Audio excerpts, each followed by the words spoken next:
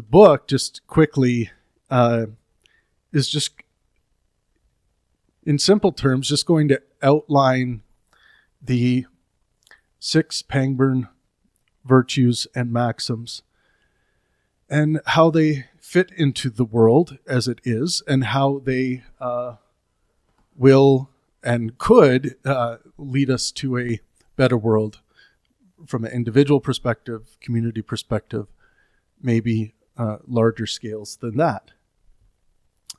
And one thing that should become clear when you go through this book is that the 6 Pangburn virtues and maxims are not just for atheists. They're not just for Christians. They're not just for Muslims. These are my prescriptions for everyone to enact particular virtues that are going to help them better serve their own purposes, whatever they are. But today, we are going to deal with perhaps the most, well, I think, yes, the most meta Pangburn virtue of all, and that is fallibilism. And there's a lot to go through. So let me just read and feel free to come and go as you please. You don't have to stay all night, and feel free to send me some feedback or drop some feedback anywhere about fallibilism, what you think. Okay. I want to first do a little introduction here. And I will start with a quote that you will find in the final copy. When all the editing's done, everything, you will find this quote in the book. I think it's an important one. Fallibilism is not the end of inquiry. It is the condition under which inquiry remains plausible.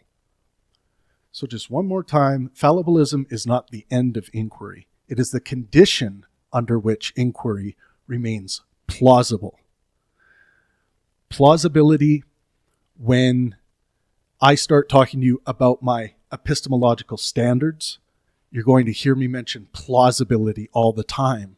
You're never going to mention, unless I make a critical error or I'm smoking too much weed that day or something, you'll never hear me utter possibility or what's possible. Those things are separate and ought be separated.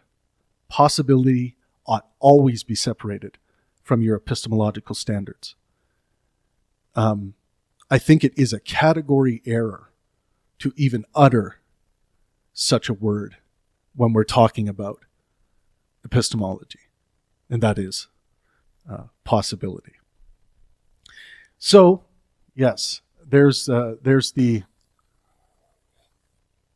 introductory quotation one more time. Fallibilism is not the end of inquiry. It is the condition under which inquiry remains plausible. Before we get into definitions of fallibilism, because when you're doing a robust academic view and breakdown of a particular concept, you want to make sure you use quite a few different resources that are providing definitions and see where the differences are and see where we might agree or disagree with some of those differences. Okay, a little reading. Any honest epistemology must begin with a fact that is so obvious it is often ignored. Human beings are not epistemically ideal agents. We are finite biological organisms operating under severe cognitive constraints. Our perceptual systems are limited in resolution and scope. Our memory is reconstructive rather than archival. Our reasoning is bounded by attention, time, emotion, and motivational structure. Our beliefs are shaped not only by evidence, but by incentives, institutions, social pressure, and identity. None of what I said here is controversial, but what is controversial is the persistent tendency to treat these facts as philosophically peripheral. Much of epistemology has been conducted as if its primary task were to describe how perfectly rational agents might reason under idealized conditions, abstracted away from the realities of human cognition and social life. That project has value, but it cannot serve as the foundation of a responsible epistemology for real people. Norms that systematically demand that humans cannot supply do not elevate. So again, norms that systematically demand what humans cannot supply do not elevate inquiry. They distort it. When epistemic norms demand certainty, indefeasible justification, or final foundations, they generate predictable pathologies. Some respond by pretending to certainty they do not have. So again, some respond by pretending to certainty they do not have. Others retreat into performative skepticism. Still others outsource epistemic authority to institutions or figures that promise certainty on their behalf. None of these responses improve inquiry. All of them degrade it. The real philosophical problem is not how to eliminate error. Error is inevitable. The problem is how to manage error responsibly. How should beliefs be formed, held, revised, and expressed when certainty is not realistically available? Yet action is unavoidable and consequences are real. How should confidence be calibrated under uncertainty? How should disagreement be interpreted? How should revision occur without collapse into paralysis? Pangburn philosophy begins from this realist starting point.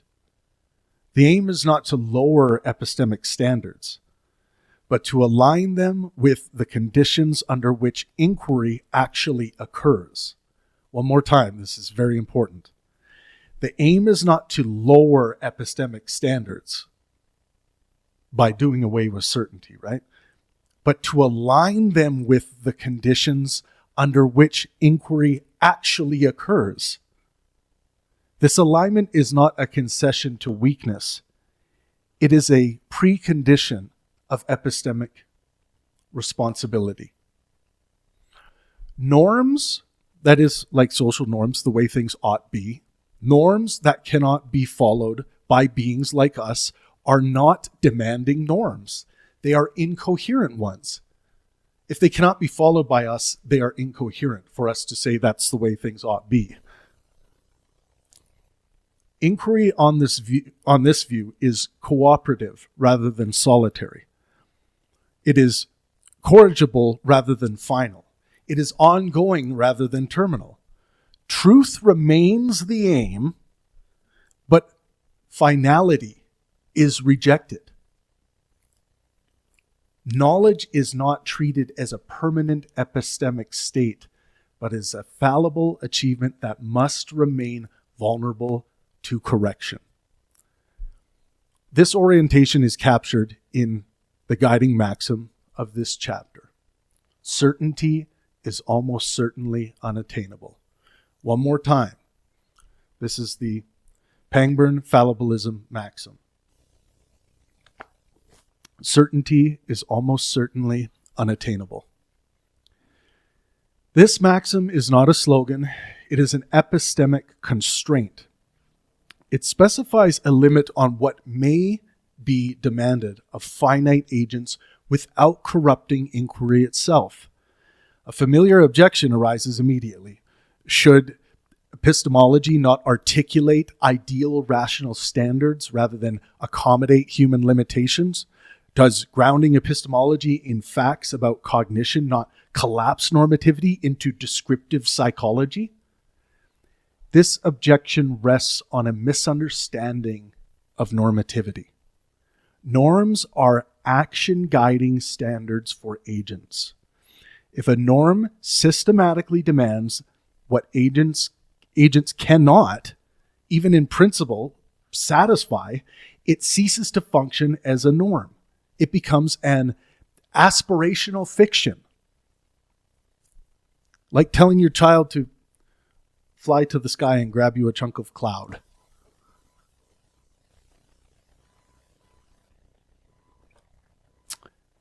Pangburnian fallibilism does not derive norms from psychology. It constrains epistemic norms by feasibility in the same way moral philosophy constrains obligations by the principle that ought implies can. One more time. It constrains epistemic norms by feasibility in the same way that moral philosophy constrains obligations by the principle that ought implies can. Normativity is preserved precisely because norms remain applicable to real agents. Okay, there was a lot there in the introduction. How about some initial thoughts from Perry and Thomas about going on, well, the outline of the epistemic situation we actually occupy? Go ahead, Barry. Yeah, so one thing on memory reconstruction, I find that fascinating personally. Over time, we can do things such as fill in the gaps, which is called confabulation. There are certain things, certain lapses in our memory where we tend to fill in the gaps in oftentimes many implausible and not feasible ways. So that, along with many of the other cognitive limitations that you brought up, are clear evidence that us beings are fallible. Yes. And let's see, I wanted to say something on, oh yeah. So inquiry is cooperative. That's, there's no doubt about it. A lot of times when it comes to certainty or any sort of inquiry where its aim or its mode is solitary, you often run into things like solipsistic tendencies with that sort of thinking. Yes. Just my own little observation on that. But yeah. And we will get into all of that in great detail. When you brought up the memory issue, just talking about this as like kind of a meta issue of the human condition, this is kind of where, like, I think philosophies that give seemings too much weight. Do you know what I mean by that, Perry? Yeah. I often, we had a little preliminary discussion about this. Well, not even regarding today's topic, but we were talking about common sense the other day. And I was telling you, I often fall into perhaps fallacious thinking where it's like, dude, of course the fecal matter on the side of my toilet isn't conscious, therefore panpsychism can't be true. This is a seeming that isn't really founded by any rational or necessarily empirical argumentation that would separate seeming from being. We usually want to, focus on truth, which is that which corresponds to reality, not just our purely phenomenological experience with something, i.e. our seemings. So that in and of itself is a cognitive limitation if it doesn't have its own guardrails to be backed up by things like rational or empirical kind of evidence. Yeah, it's also, you've kind of outlined an issue with the relying on coherence as say a criteria of truth, which anyone who hears me talk about my epistemological standards, they're going to hear me talk about criteria of truth a lot. But in that, our coherence often will build deeply, deeply flawed understandings and imaginations about observations we make, things we come into contact with in our experiences. That doesn't mean we can't take those interactions with a grain of salt and move on pragmatically. Of course, we can, but there are going to be varying degrees of how much this particular knowledge could affect our purposes negatively compared to other knowledges. So we're going to get into the social implications of epistemology and how fallibilism fits into that, because a lot of people, I think, take for granted how important it is to be walking around in society operating with a sound epistemology, and specifically one that is fallibilistic, because we have great examples and good reason to believe that ideas that are not open to be questioned tend to breed some of the worst versions of the human condition that we've ever witnessed. So we're going to unravel all of that here today, and hopefully get a better handle on the reality and why we ought be fallibilists in this world. Thomas, what do you think about the epistemic situation that I outlined here? That seems to be the situation we find ourselves in. Yeah, that's awesome. Oh, that's wonderful. Yeah, I mean, you laid out fallibilism very well in the academic consensus. This is how it's thought of. I look at fallibilism in many, many different ways, and we can talk about many of those different ways tonight. But the fallibilism is the stance, the epistemic stance, the epistemological stance, and then the meta-epistemic causal mechanism is defeasibility. Yeah. The idea that we can revise our beliefs, that rebutting defeaters and other types of defeaters can be used to change conclusions. And that's great. And that is, yeah, it's really the engine. You know what I mean? Like, it's called defeasible reasoning. What's the other? Oh yeah, non-monotonic rationality is what it's called. And basically all it means is new information can retract conclusions and shape new ones, right? It can, constantly updating, Yes. Evolution of thought and belief system. We can get into later the rebutting defeaters and undercutting defeaters, but otherwise that is the mechanism. Yeah, brilliant. And you also outlined a really important line we must draw taxonomically. There is the meta use and application of fallibilism, where the virtue sits.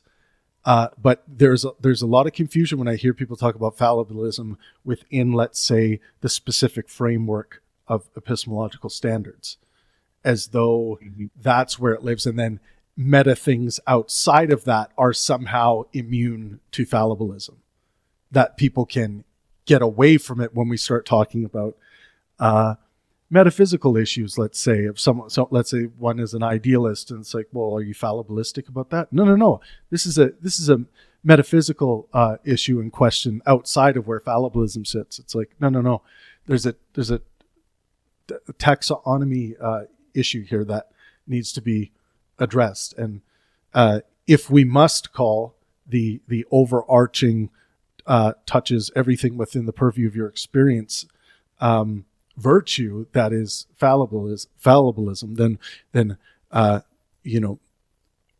maybe I need to call it Pangburnian fallibilism so people understand what I'm talking about when I'm talking about it. It literally touches everything within the purview of your experience, and if you try to escape it, you don't have any good logical reason to do so. But we can get into more of that.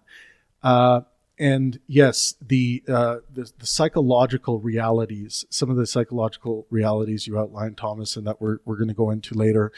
This is a very large section in the book that I've dedicated in this first chapter to this. Today I have a truncated version, but we can get into talking about the psychological realities and the benefits. Oh, I would love that. Yeah, and now one thing I should say before we get into the actual definitions of fallibilism, and I say that pluralistically because we come face to face with different academies having different working definitions that are basically the same, but some differences.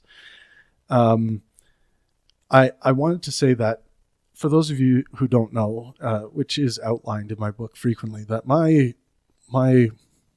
reason for being, my reason for being propelled, what am I working towards? I am simply trying to maximize well-being for myself and those around me.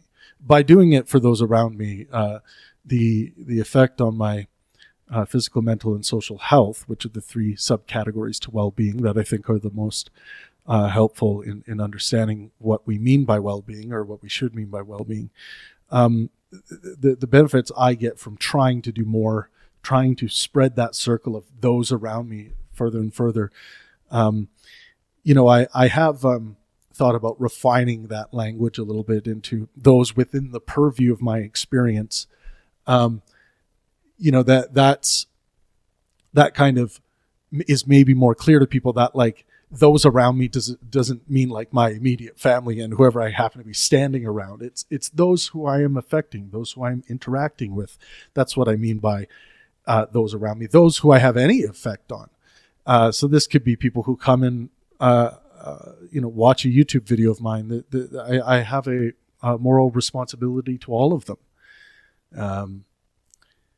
But yes, so maximize well-being for myself and those around me. This is why in most sections of every chapter in the book, there's going to be a reference to how what I'm promoting, like rational lines to how what I'm promoting is working to maximize well-being for whoever comes across the information, or whoever happens to adopt one of the Pangburn virtues.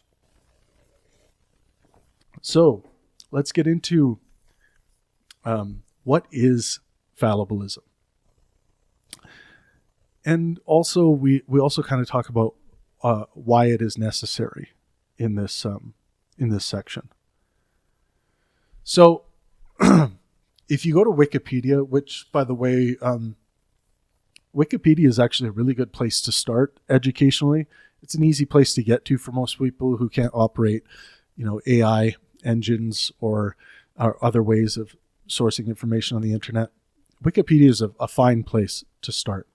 And another reality that philosophers must interact with is the common language, the common usage of educational materials. Like if someone was to come and read my book and then go and read what fallibilism is on Wiki, there should be some coherence there. There should be some what I say and what's said on Wiki should make some sense to them. So on Wikipedia, it's going to tell you that fallibilism is the philosophical principle that propositions can be accepted even though they cannot be conclusively proven or justified. Now, conclusively tends to mean in a incontrovertible sense, in a certain way. There's also a secondary definition here, or that neither knowledge nor belief is certain. So that one's a descriptive claim. Fallibilism meaning that neither knowledge nor belief is certain. And that's interesting because it opens up this idea of how much does one know about their own cognition? So if someone says, I am certain that the Vancouver Canucks will win the Stanley Cup. Oh, I hope that happens one day. Anyways, I am certain of that. Now, I profess it. I perhaps might even believe it. But if I am to mean by saying that I am certain of this in an incontrovertible sense, in that it can't be overthrown or overturned, we know too much about the cognition of human beings and the study of human belief, that anything anyone claims to be certain about can, of course, be overturned if they are convinced otherwise the next day. So they're no longer certain. So it never was incontrovertible certainty. So I do believe that incontrovertible certainty is actually a delusion if it's truly believed and being enacted. I don't think human beings are capable of such things. So once we start getting into cognitive limitations, we have limitations. I think one of those limitations really is that we can't hold an incontrovertibly certain position. That isn't to say that one could be deluded of that their entire lives. Surely this happens. But that doesn't mean that it would have been, that there's no way that belief could have been overturned through argumentation, through some kind of experience. Okay, that's what Wiki has to say. And then we go to the Internet Encyclopedia of Philosophy. And I'm going to get Thomas and Perry's reactions to these definitions as well. So the Internet Encyclopedia of Philosophy says, fallibilism is the epistemological thesis that no belief, theory, view, thesis, and so on can ever be rationally supported or justified in a conclusive way. So we hear that it's basically saying the same thing, and we hear that concept of conclusivity being repeated. And let's go to what Google tells people when people just look up what is the definition of fallibilism and what pops up on Google. The principle that propositions concerning empirical knowledge can be accepted even though they cannot be proved with certainty. So let's go back one to the Internet Encyclopedia of Philosophy. Says fallibilism is the epistemological thesis that no belief, theory, view, thesis, and so on, can ever be rationally supported or justified in a conclusive way.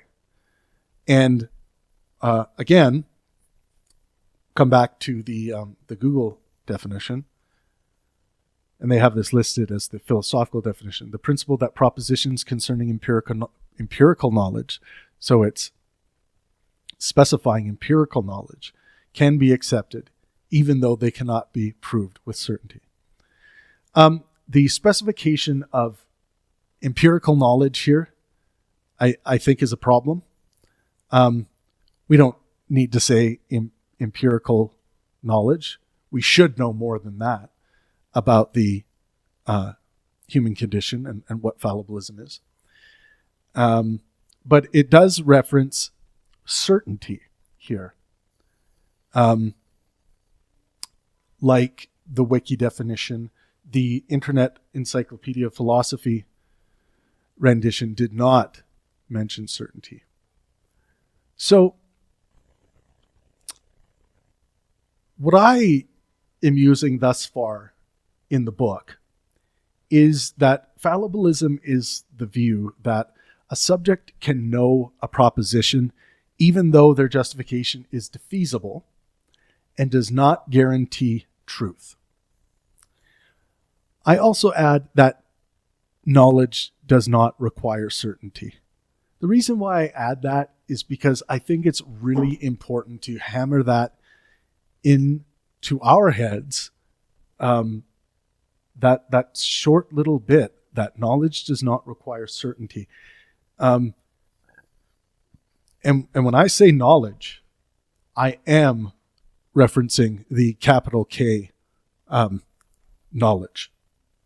So I am referencing all knowledge. However, if someone was to say, oh, so you believe that infallibly? No, I still, all of my beliefs are under the maintenance of fallibilism. So this is how people will try to catch fallibilists, by the way. If you make a claim of knowledge about something, because certainty has poisoned the well, I would say so much, the epistemological well, to sometimes seemingly irreparable level when it comes to some thinkers.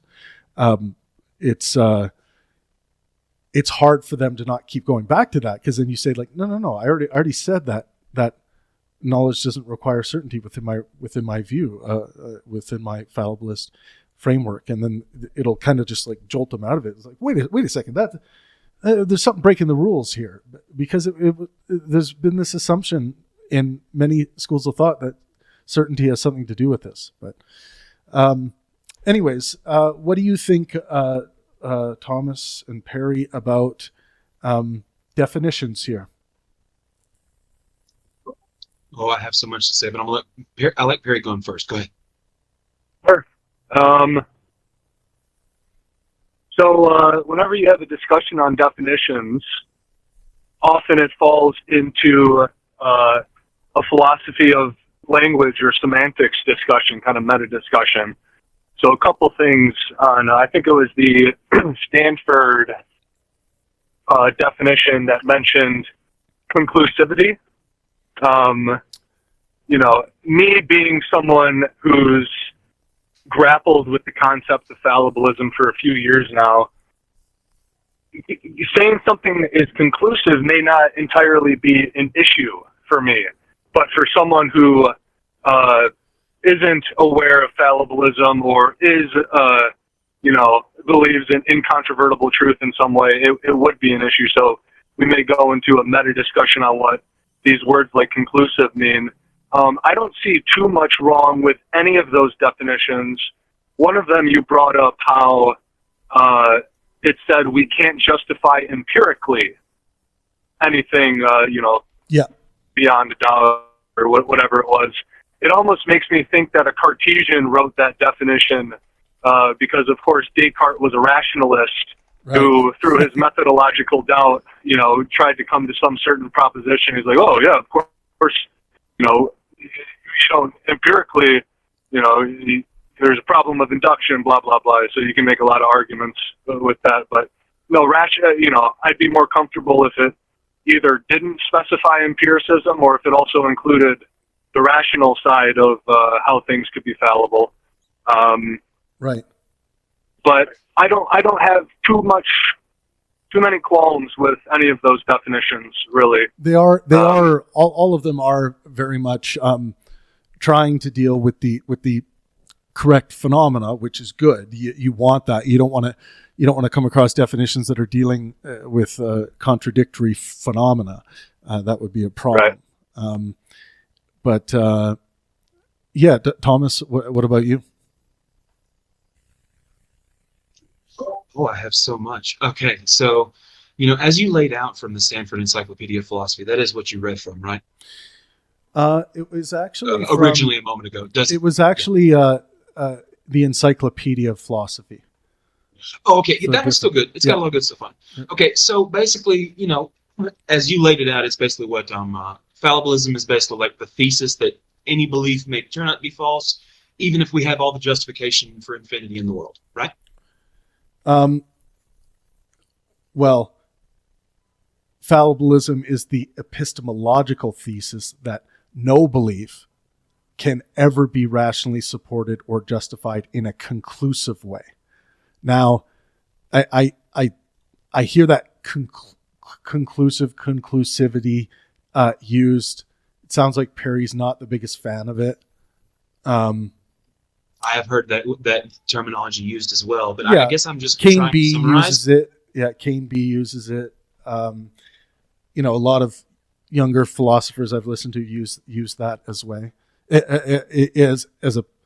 well as opposed to using certainty? Yes, conclusivity is definitely a terminology that is used within meta-epistemic and epistemic language. Yeah. For sure, it is used a lot.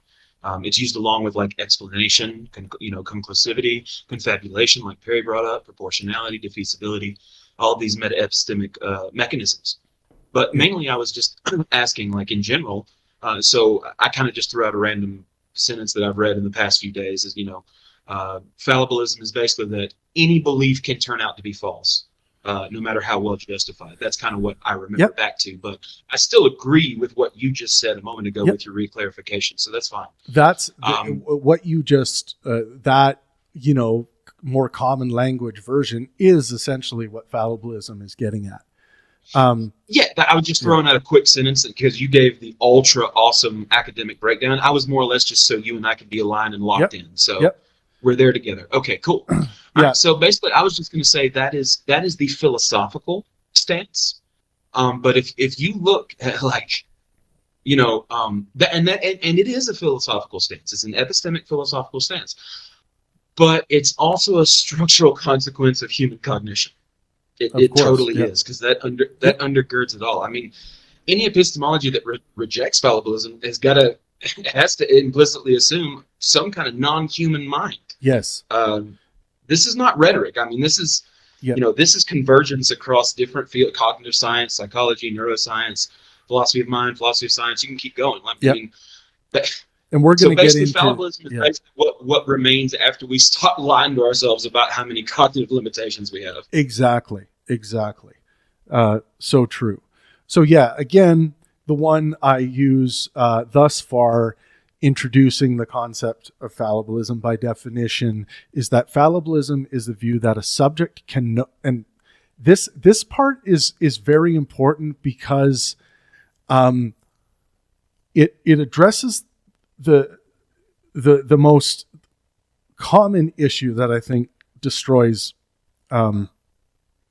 the ability to live epistemically sound, is that people haven't accepted that a proposition, if their justification is defeasible, that somehow they can't have knowledge, or that knowledge does not require certainty.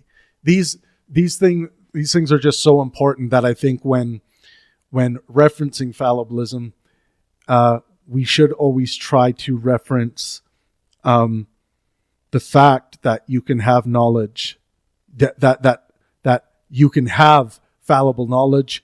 In fact, all knowledge is fallible. Something that I bring up to Thomas quite often is regarding, let's imagine taking certainty as an epistemic foundation and mode of inquiry. Even if we did find the Cartesian 0 point on the graph and some absolutely indubitable foundation, why would that mean that the next knowledge claim would also be justified? Yeah. So there's so many issues with using. How would we rule out epistemic? How would we rule out epistemic luck in that situation? Right. Well, Gettier cases are also an issue regarding that. I agree completely. Yeah. Yes. So okay. So we know what fallibilism is here. I'll read. I'm going to stay on definitions for a while. I know some of this stuff is going to feel repetitive because the entire chapter deals with so many different facets of fallibilism. There's going to be some repetition. You guys are hearing different notes pushed together, different sections written at different times by myself. So do bear with me and us on that. So just a quick breakdown of my definition. So we already know what it is. So I would think if you analyze this logically by the academic philosophical standards, we can measure these definitions. So what my definition gets right: correctly distinguishes knowledge from certainty, explicitly allows knowledge despite possible error, captures modern fallibilist epistemology, especially post-Gettier, separates justification from infallibility, and it aligns with mainstream analytic epistemology when we're talking about big names in epistemology like Goldman, Lehrer, and Klein. So let's go to the other definition from the. This was from the principle that propositions concerning empirical knowledge. Yes, right. Empirical knowledge can be accepted even though they cannot be proved with certainty. So the strengths are it's accurate at a basic level. All of these are. Correctly highlights lack of certainty. Suitable for introductory or educational contexts. Now, the limitations restricts fallibilism to empirical knowledge. It seems like a minor limitation, but I think it's a big problem because what human beings do, the ones who are working on these theories, they try to define things in certain ways that's going to allow them, so long as they're not, empiricists, or they care not, they value not empirical knowledge, and they have a different way of acquiring knowledge, and they're going to think that they are free, or they have escaped the applications of fallibilism, which is a big problem. It also talks about acceptance and not knowledge, does not address justification to feasibility or rational support. So I really don't like that particular definition. Here's the one from the Internet Encyclopedia of Philosophy. Fallibilism is the epistemological thesis that no belief can ever be rationally supported or justified in a conclusive way. The strengths are that it emphasizes non-conclusiveness of justification, highlights epistemic humility, faithful to historical roots. These definitions really come from Peirce and Popper, who we're going to talk about at some point today. The limitations that it speaks about belief but not explicitly knowledge. Knowledge needs to be referenced in this. There's too many people running around trying to rewrite their own epistemologies without dealing with the fact that justified true belief are within the framework of epistemology for reasons of us not being able to escape them. So it's really important that you don't let people weasel their way out, by definition, by we were just talking about belief. I'm not talking about knowledge. Knowledge is a different thing. No. That this particular definition can be misread as flirting with global skepticism if not carefully qualified. Does not explicitly say that knowledge is still possible. That is something that I really don't like about that definition. It doesn't talk about that knowledge. The knowledge game is not negatively affected or disintegrates by virtue of this definition.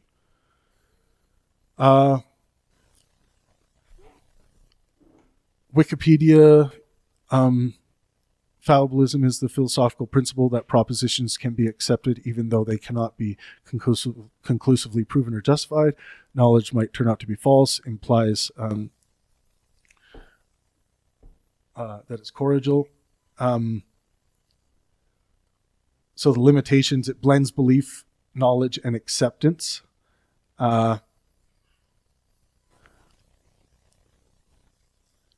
Okay. Slightly ambiguous wording. Knowledge might turn out to be false. Yeah, that one's a little stringy for me there. Yeah, it's that's often like what happens with Wikipedia. People will get a general idea, but then they'll see that they're trying to stack too much information on top of each other, and then it muddies the water. It's not very clear. But it sounds like a very lazy hedge. Right. Yeah. Okay. So we've wrestled with that. So quickly, a little bit of reading on fallibilism as a concept. So fallibilism preserves several commitments that any serious epistemology must preserve. First, it preserves truth as a necessary condition for knowledge. Fallibilism does not collapse knowledge into sincerity, consensus, or social acceptance. A belief can be well justified and still false, in which case it is not knowledge. Second, it preserves the distinction between knowledge and mere belief. Knowledge is not simply confidence or conviction. It is belief that is true and appropriately connected to the world. So that appropriately connected to the world part would be where justification would lay. Third, it preserves the legitimacy of ordinary knowledge claims and scientific practice. Scientists, engineers, physicians, and ordinary people routinely know things without possessing certainty. Again, scientists, engineers, physicians, and ordinary people, you, me, the dog on the street, everyone routinely claims to know things without possessing certainty. Fallibilism rejects one demand only. It rejects the demand that justification be error-proof. That demand is doing far more damage than is typically acknowledged. Infallibilism insists that knowledge requires certainty or indefeasible justification. So one more time. Infallibilism insists that knowledge requires certainty or indefeasible justification. So it is the antichrist of fallibilism, namely infallibilism. Skepticism then points out to such justification is unavailable. So skepticism comes along in response to infallibilism and says that such justification is just unavailable to us. The result, if nothing else happens at that point, is epistemic collapse. If we don't have anything else there. So, and when I reference skepticism, I'm going to be talking about radical skepticism or global skepticism. But in this case, it's proper, I think, to say then skepticism can point out that such justification is unavailable. The result, epistemic collapse. Either we pretend this is what it seems like the result is. Either we pretend to certainty we do not have, or we suspend judgment indefinitely. Fallibilism dissolves this problem by rejecting the demand that generates it. So there's a demand to generate it, to generate fallibilism, but then fallibilism says, I'm just about rejecting that demand.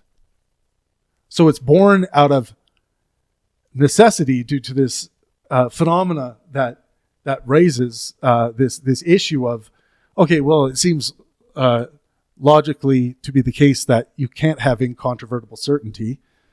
So I've pointed that out. Well, I guess we can't have knowledge.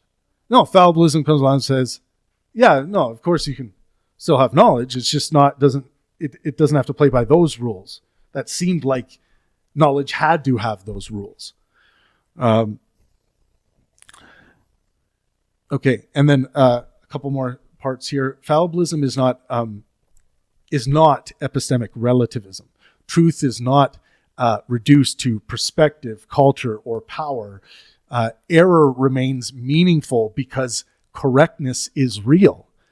Fallibilism is also not global skepticism, which we just talked about. It does not deny knowledge. It explains how knowledge is possible for beings like us. Nor is it epistemic permissiveness. Defeasibility does not excuse sloppy belief formation. It increases responsibility by requiring sensitivity to counter evidence, proportional confidence, and openness to revision. Okay, that last part's really important.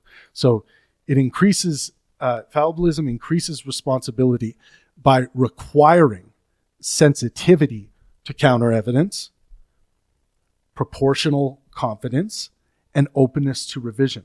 So there's three things there that fallibilism will remind you to be sensitive to. We ought to be sensitive to those things, to counter evidence, proportional confidence, and openness to revision. In Pangburn philosophy, fallibilism is not treated as a narrow thesis about the semantics of the word know. It is treated as a stance toward belief itself. To accept fallibilism is to accept obligations about how beliefs are held, defended, and revised, and expressed.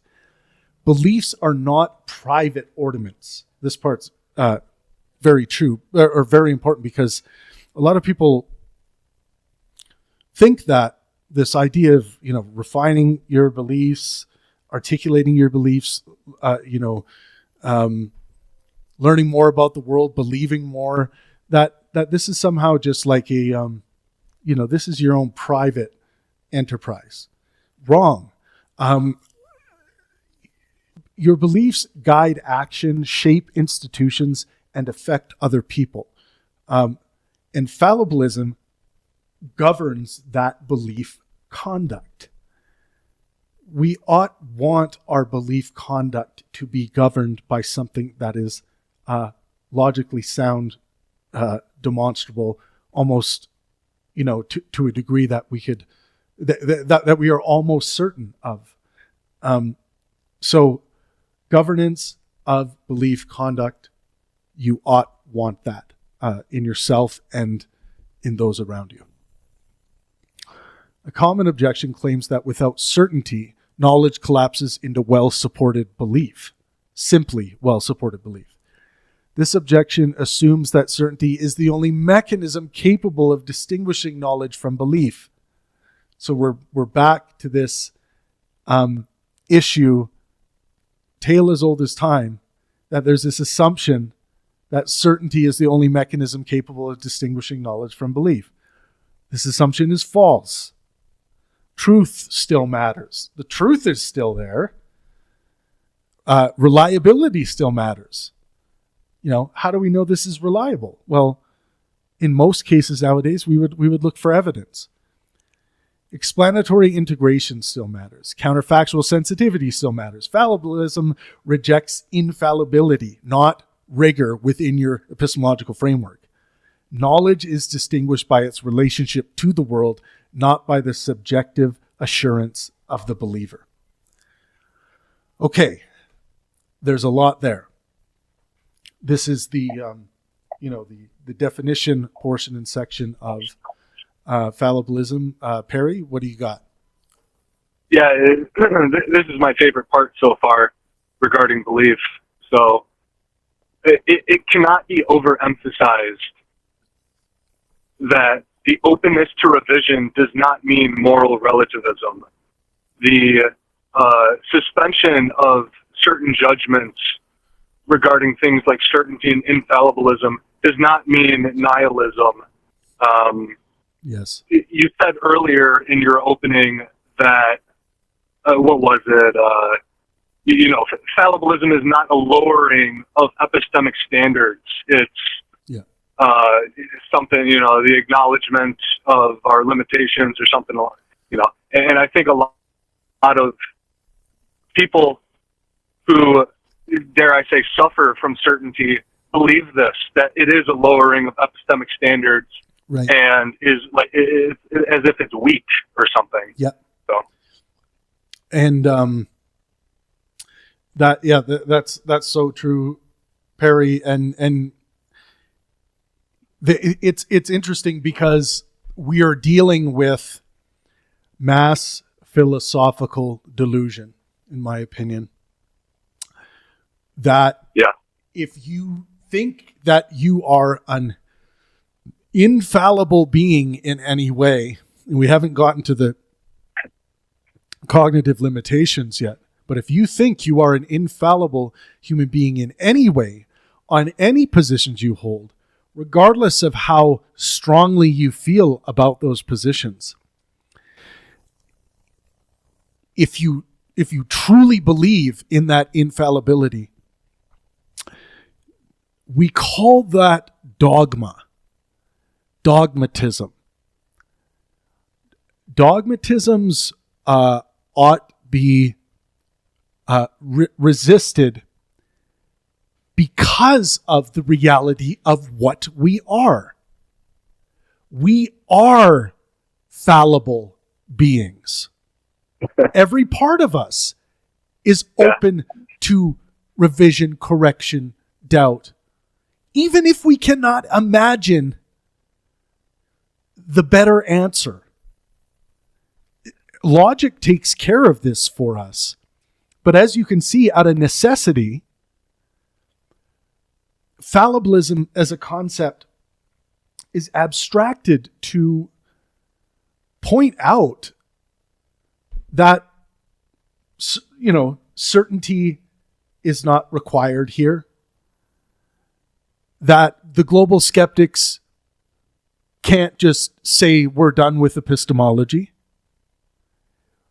It's there to say that we were wrong in the first place.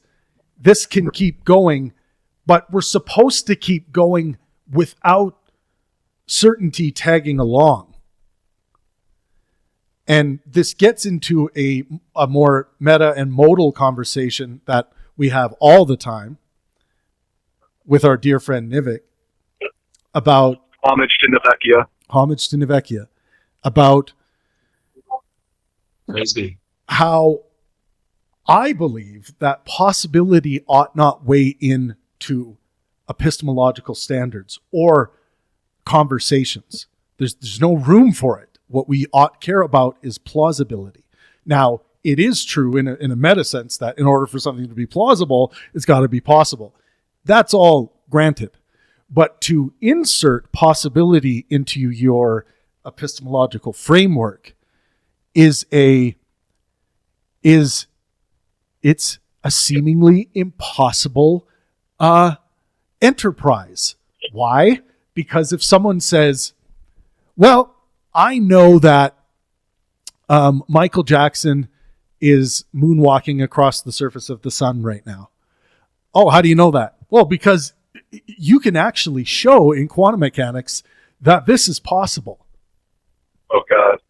So if we go around claiming knowledge based simply on possibilities and not plausibilities, like science is interested in plausibility,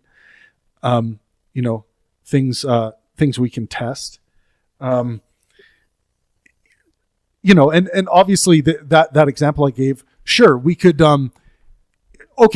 you could say to this person who has this epistemological standard and say, no, we just took a probe across the entire surface of the sun. Let's say we actually did this. We took a probe across the entire surface of the sun and we saw that Michael Jackson was not there moonwalking. No. Yeah, I forgot to clarify. He's completely invisible and undetectable. But I do know that. So possibility, this modal creep coming in to screw things up in people's ability to articulate and refine their epistemological standards in ways that are going to better serve their purposes. The certainty issue and the modal issue is a giant cancer in these fields of discourse. Anything to add, Thomas? Oh, always. I mean, I can sit here and talk for 3 hours. Awesome. Basically, if we're talking about belief, I mean, it's always going to go back to Gettier, yes. and understanding what within defeasible reasoning, monotonous, that is a really hard word to say. non-monotonicity, which is defeasible reasoning. So there's defeaters, like rebutting defeaters and undercutting defeaters. With the Gettier stuff, basically what we're saying, if we shove defeasibility into what we, because a regular JTB is like, you can be accidentally correct with a Gettier and truth can be lucky, right? But with the defeasibility statement thrown in there, it goes knowledge equals JTB plus no undefeated defeaters. Right. And basically that just preserves some form of realism without pure absolute dogmatism. Yeah. And I can find it. I'm going to find an example of an undefeated defeater for you. Yeah, guys. sure. Take your time though. You can go ahead and do your thing. Yep. Let's see here. I think so. This next section, while Thomas is looking that up, is on the scientific, and in some examples it'll be psychological breakdown of the impact of each section on our well-being, and by well-being, I simply mean, with my subcategories of well-being, physical, mental, and social health. So let's look at the mental health impacts that follow this particular opening section on what fallibilism is. So mental health impacts. Fallibilism supports adaptive confidence calibration. Excessive certainty and overconfidence are linked to cognitive rigidity and resistance to corrective feedback, which is cancer. Cognitive rigidity is absolute cancer. Right. Yeah. Which can maintain patterns of anxiety and stress. Encouraging openness to evidence without undermining commitment is aligned with therapeutic strategies that reduce maladaptive certainty and promote psychological flexibility. And this comes to us from Himmler and all 2017. This is connected to the academic citations that I use for any kind of scientific citation or philosophical citation in the book. Physical health impacts. Overconfidence contributes to poor health decisions, ignoring symptoms or health advice. A fallibilist stance encourages iterative feedback and correction, which aligns with improved adherence to health guidelines and risk awareness, supported by decision-making research. This is Kahneman, 2011. Now, one thing to think about when I'm reading these impacts on well-being, you're going to be able to come up with instances where you wouldn't want that positive impact. You would actually want the other because the other is going to better serve you. These are just general outlines. If we're thinking about maximizing well-being for ourselves and those around us, which those around us, in almost all cases is going to mean large groups of people. We do want to know what's generally best for your mental health, your physical health, and your social health. Best by objective well-being standards.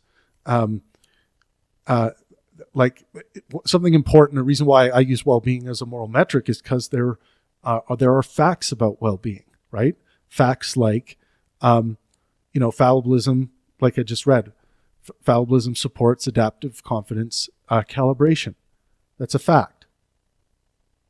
Some people think that that's just like a made-up thing that some psychologist said. No, we've demonstrated that fallibilism supports adaptive confidence calibration. That is embodying and acting fallibilism. Fallibilism as in praxis. And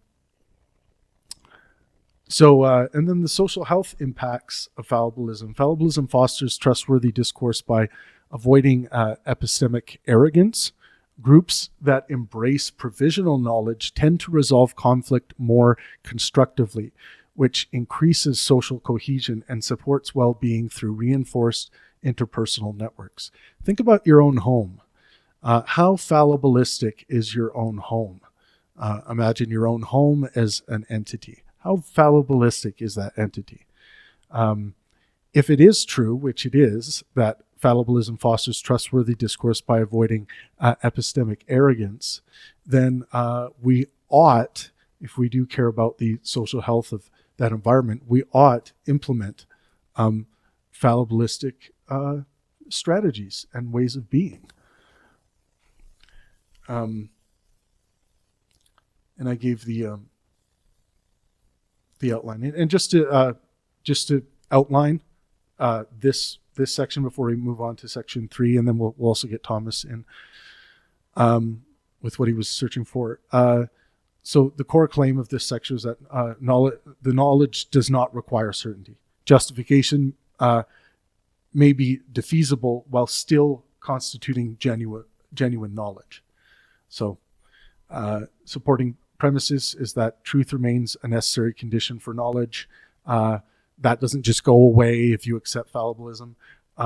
Truth still matters. Ordinary and scientific knowledge function without certainty.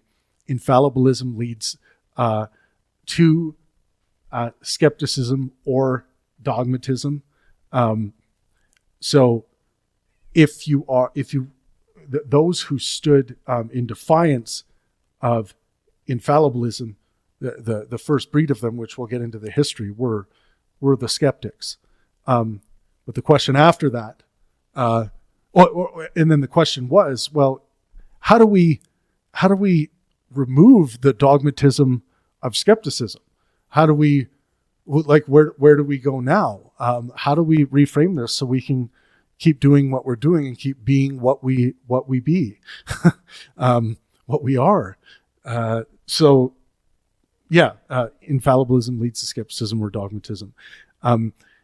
Defeasibility strengthens epistemic responsibility rather than weakening it.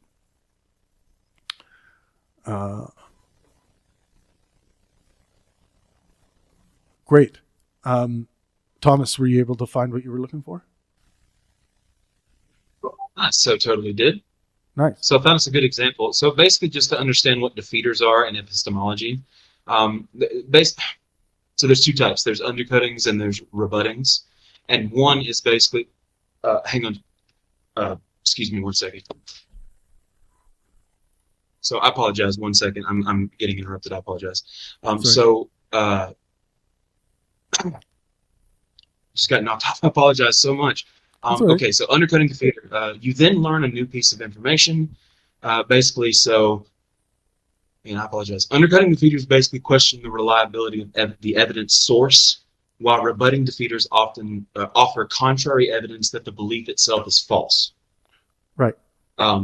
So, a defeater is going to disprove. It's kind of like a counterfactual in different ways, but right. You can go look it up. Just go look up defeaters, guys. But I'm going to give you the example.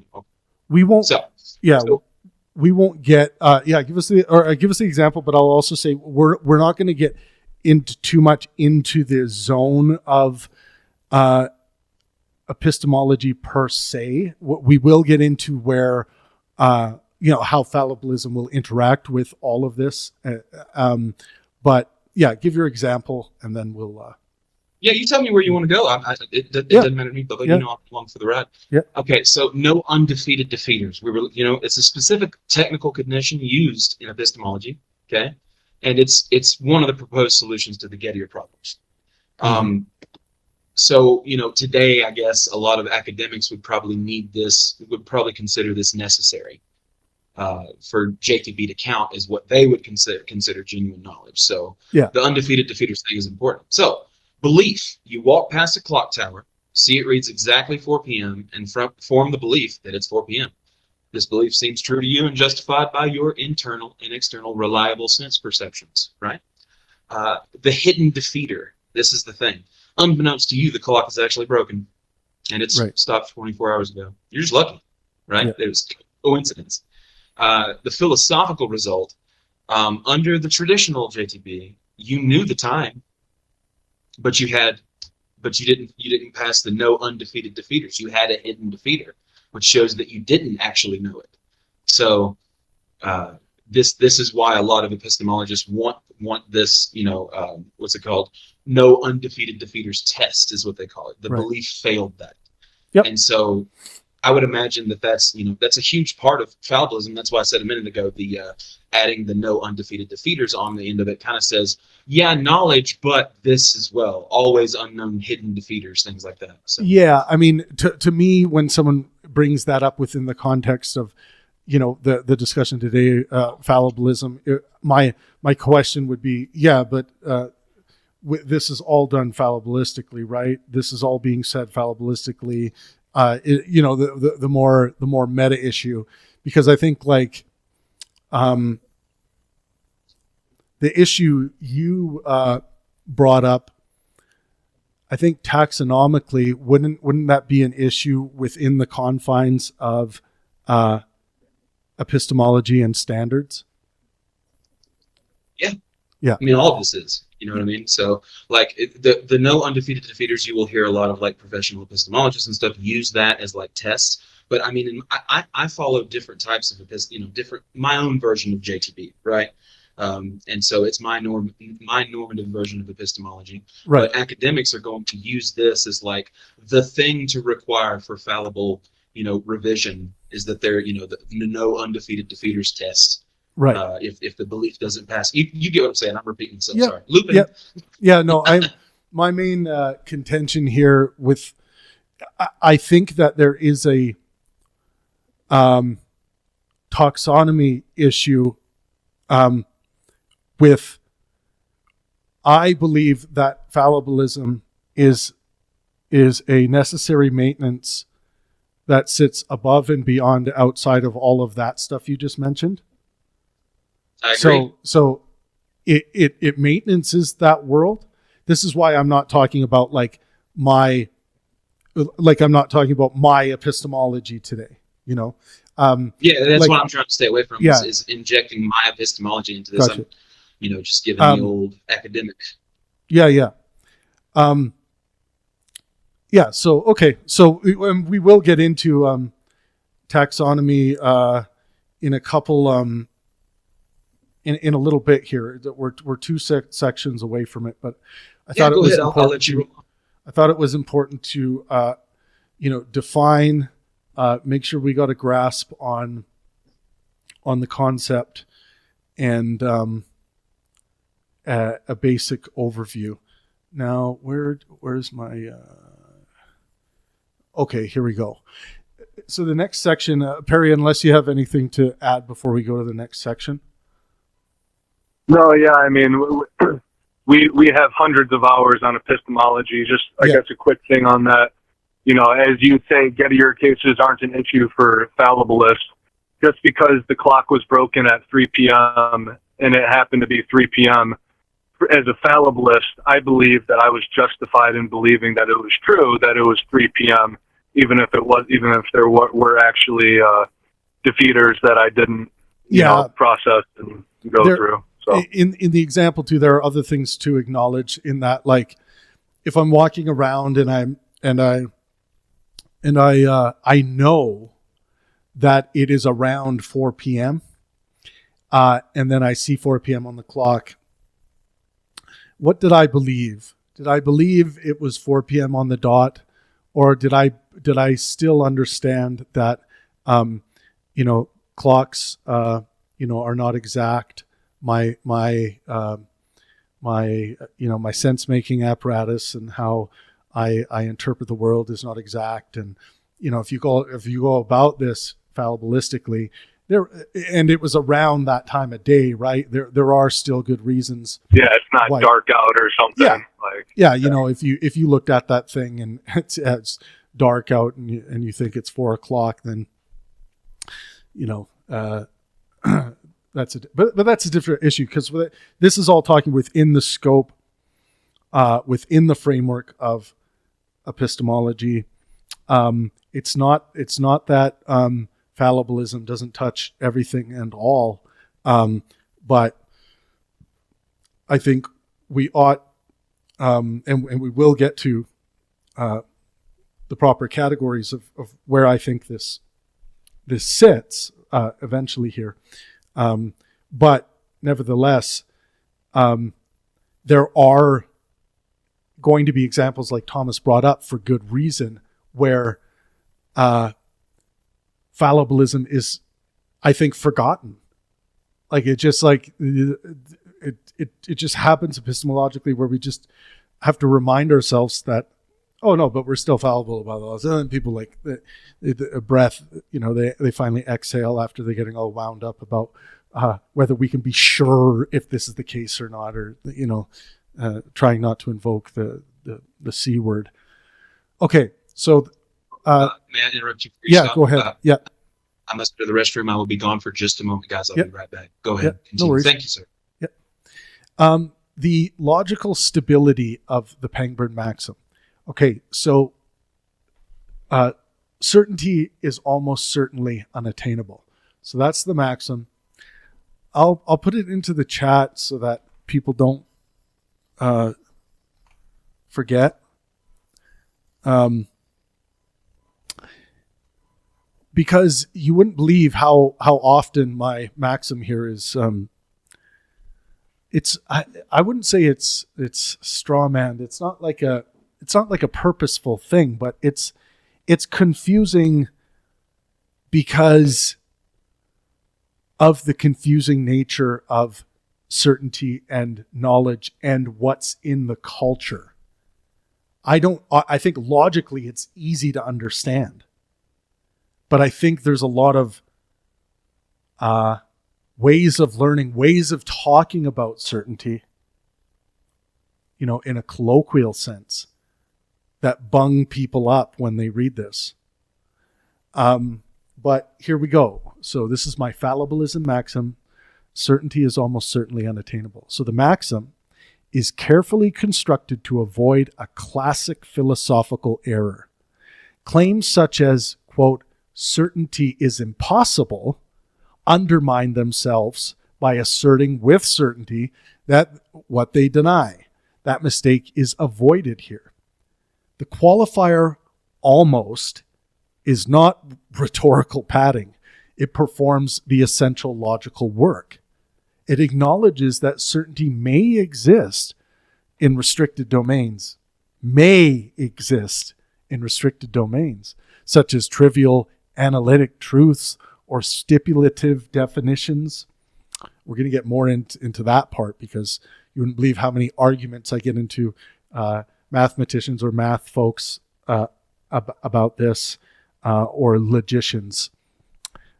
Because I have found that, my position is not as common as I would have expected it to be amongst logicians and mathematicians, but we shall see more of how many agree with me. It also acknowledges that such cases are epistemically irrelevant for substantive inquiry about the world. The claim is not that certainty is logically impossible. The claim is that treating beliefs as certain is almost certainly unjustified by agents like us. The maxim applies to itself. It is defeasible. So this is another part. The common thing is like, there have been people on this server, when they've interpreted the maxim, they'll be like, oh, so certainty is almost certainly unattainable, huh? Are you certain about that? Obviously not. The maxim applies to itself. It is defeasible. Read it. It is open to revision. That is precisely why it is stable. It wouldn't be stable otherwise. It does not exempt itself from fallibilism. It exemplifies it. So it's interesting that one can read that and think that it exempts itself from fallibilism. It does the opposite. Certainty demands that a belief be immune to all relevant defeaters across nearby possible situations. Okay? This is big. So certainty demands that a belief be immune to all relevant defeaters across nearby possible situations. All. Human justification almost certainly has never met this standard. Knowledge does not require that. It never has. Knowledge requires adequate justification under conditions usually generally reliable, using generally reliable methods. Confusing the two is a category error that fuels both dogmatism and radical or global skepticism. So, and just to recap, global skepticism is basically the, people who are like, you can't have certainty, so we can't know anything. And they put their stake in the ground. And I mean, I know some really good thinkers that still believe that, but I think it's confusing what game we are trying to play epistemologically. And that is to serve our purposes and understand the difference between belief and knowledge. Giving us, in some moments, a higher call to act than we would if we simply only believed and didn't have knowledge. So, so a practical objection often follows: do we need certainty in order to act decisively? So this is another big one.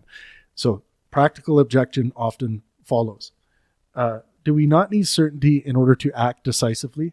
The answer is no. We need commitment, not certainty. Action under uncertainty is unavoidable. Pangburnian fallibilism explicitly permits decisive action while rejecting epistemic misrepresentation. One can act firmly while acknowledging fallibility. Pretending otherwise is not strength, it is negligence.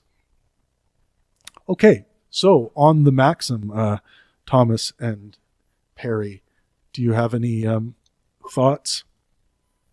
Oh, so many. I mean, just in general, I can go through. Oh, I'm sorry, Perry. No, Thomas, you first. You first, Thomas, and then we'll go Perry. Oh, okay. Yeah, basically, I mean, I can go over all the human cognitive limitations that we have. And, one of the main, that's the thing I'm going to focus on, is because all of these beliefs and everything are undergirded by the unconscious processing that we go through. All of it. We only consciously process correct me if I'm wrong, 5 to 8% of all sensory information and all actually internal information that goes around inside. Most of it is unconscious processing. I mean, and that right there should go ahead and already automatically tell you, you don't know why you believe what you believe. You just infer reasons after that, post hoc, after the fact. I guess fallibilism in that sense is basically just the refusal to pretend otherwise, Yeah, that's beautifully put. We know from empirical studies like split brain studies, a confabulation like Perry talked about a little while ago, implicit bias researches, case studies and shit they have on that, RCTs. This is a fact that we unconsciously process most things. So yeah, so that would be one of the reasons why you also believe that certainty is almost certainly unattainable? Yes. Right. Yes, that is the main thing right there. How could you ever have certainty knowing all these look, just even epistemic perception, like the fact that we have to filter everything. Evolution did not make us. That's an interesting word. Evolution did not, quote unquote, make us in such a way that we see reality one-to-one. Me and Perry were talking about this the other night. You and I have talked about it many times. That right there should already go ahead and tell you, there's no way I can be certain about anything, because how in the hell do I know that I am touching reality, the thing in itself, in such a way that I know it?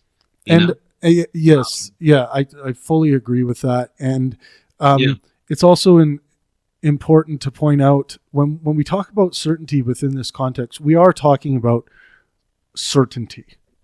We're not talking about, I was certain I was going to make that shot. I was certain that went in the golf hole. There are colloquial usages that people throw around that have, that had good practical uses to them and whatever. But we're talking about certainty in the capital C sense, in whether or not you can actually have certainty, whether or not human beings are even capable of acquiring or holding certainty in any kind of absolute, incontrovertible sense. If you think you can, go study cognitive and behavioral neuroscience and realize how we transduct sensory, there's called sensory transduction through sensory neurons, but you start with the external world and then you go through this whole list. You got to go through like sensory transduction, the pre-attentive filtering where it's going through unconscious processes, attentional selection where you have scarce resources in your mind for focus and attention. Right. Then you have to go through the whole pattern completion and prediction process where you're having trouble maybe with apophenia or over, hyper agency detection. It all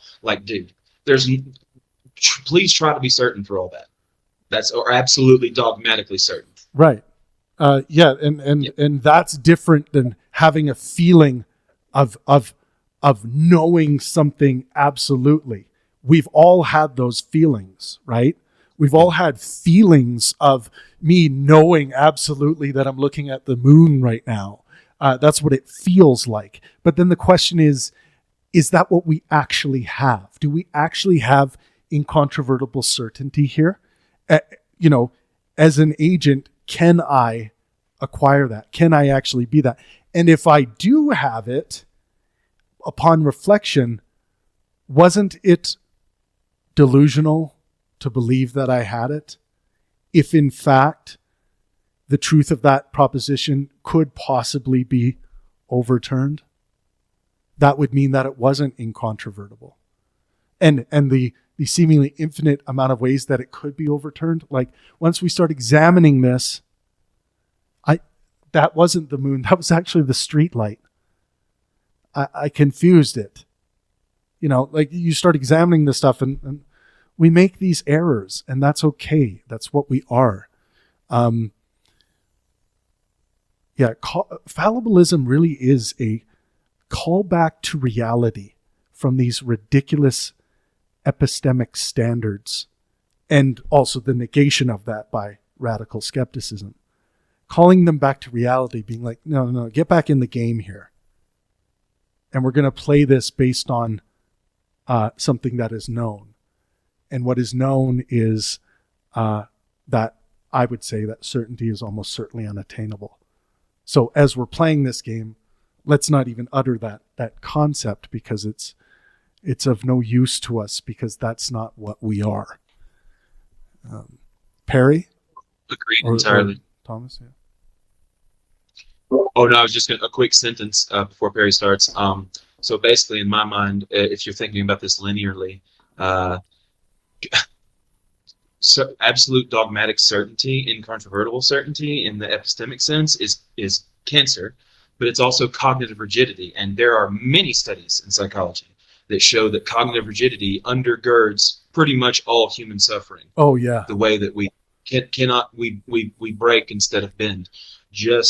I am disappointed with the epistemology world for still having a big chunk of it seeking that kind of certainty. It's now, bad. And we will get to this. We will get to this section, but I have to point out, because Thomas just went there, this is one of the reasons, as a moral well-beingist, why I am so big on fixing this seemingly insignificant epistemological problem.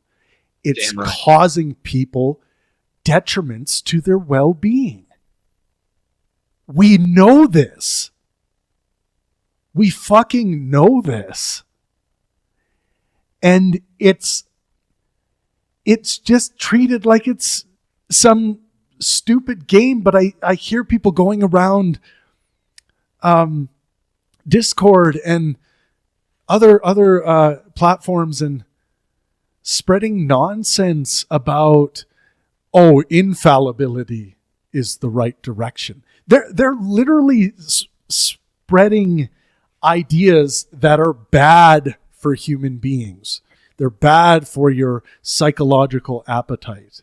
And we can demonstrate this.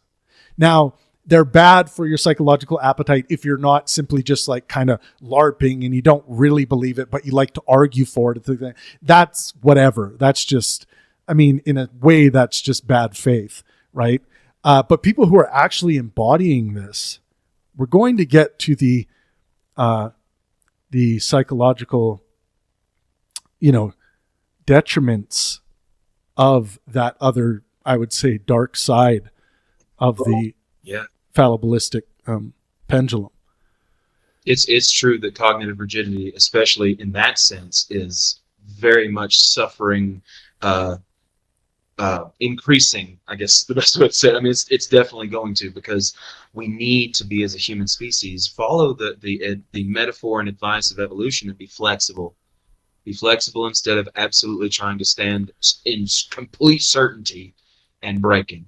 That is a psychological fact. There's lots of papers written on that. Anyway, Travis is spitting hot fire. Go ahead, Perry. Correct, sirs. So no, you guys nailed it on the head. Yeah, I'm not worried about like the Phil bros who just like to you feel like they're right in their argumentation.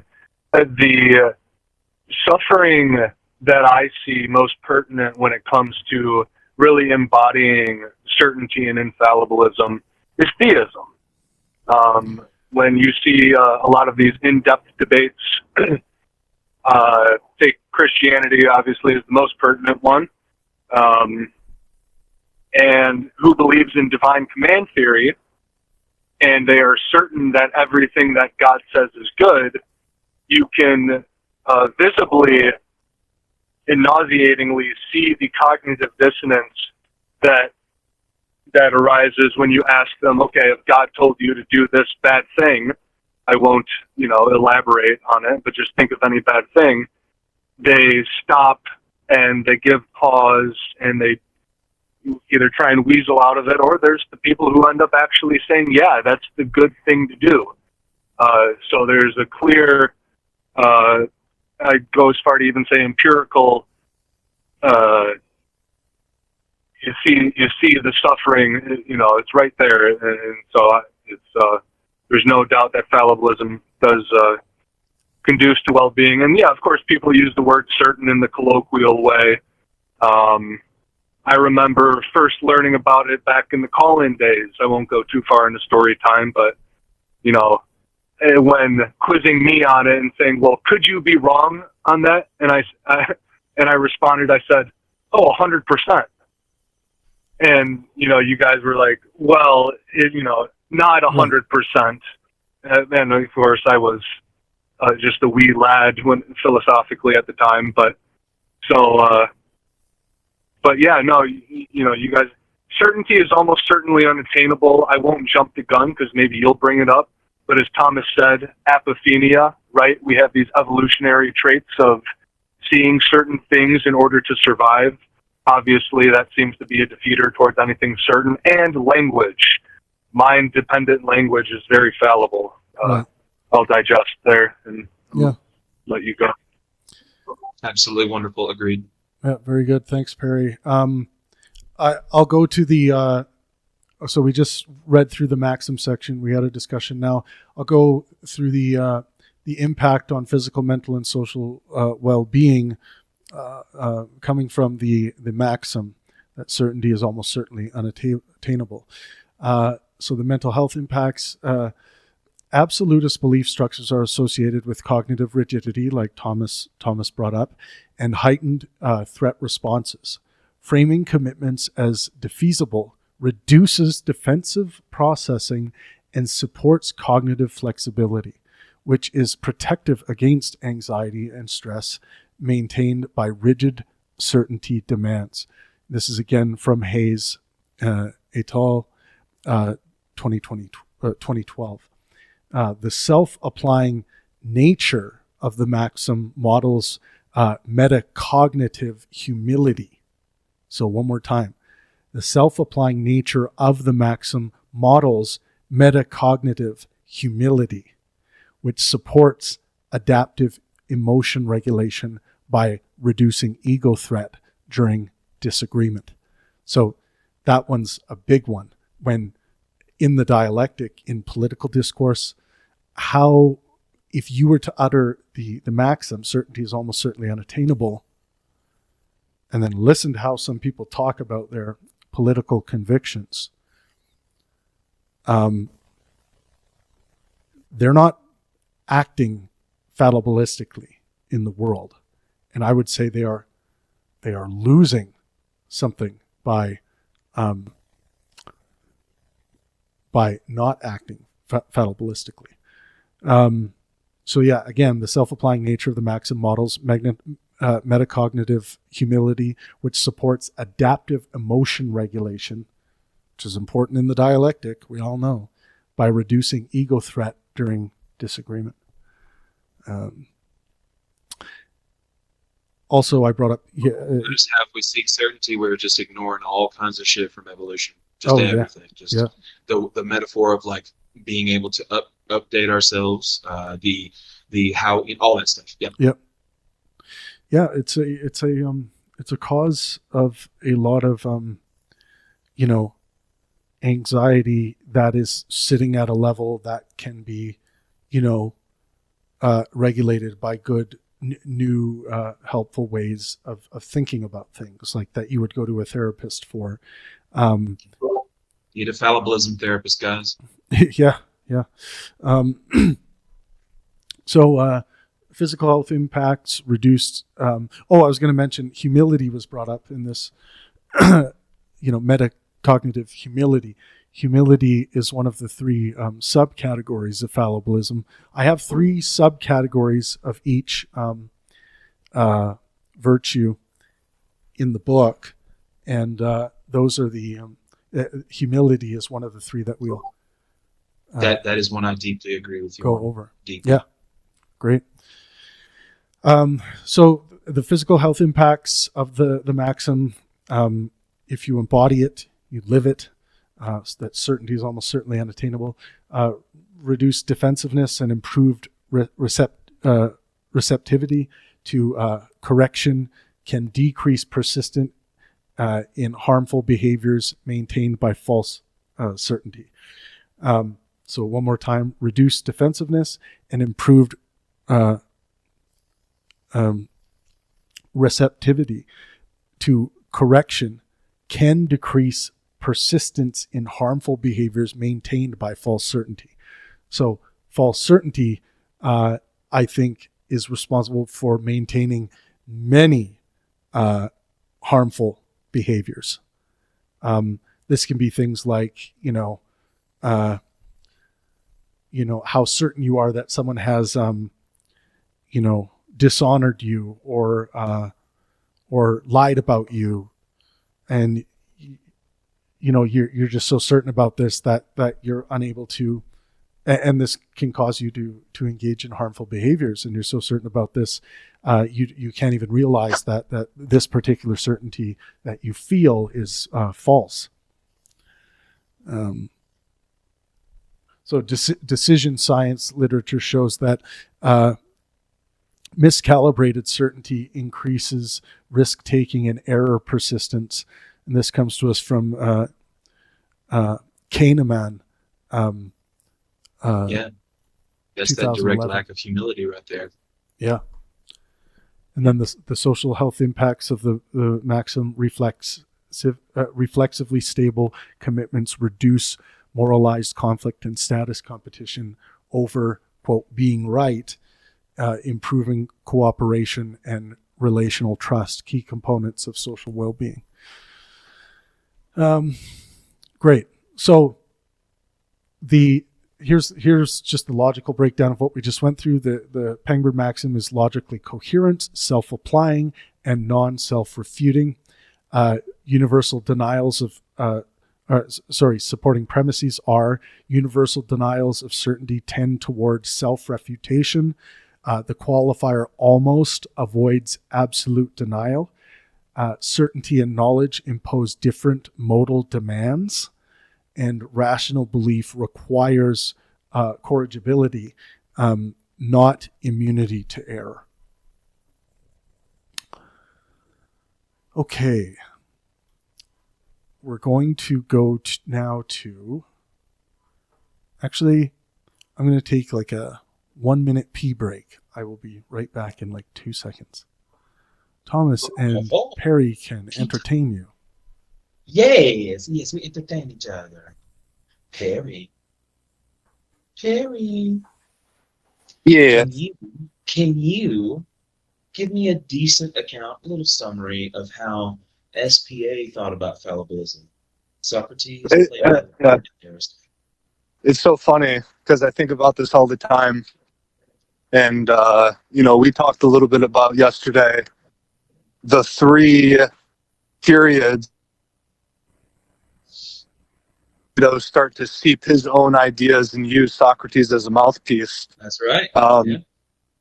In the Republic, at least, Socrates says quite often he makes these fallible type of statements, either as a hypothetical.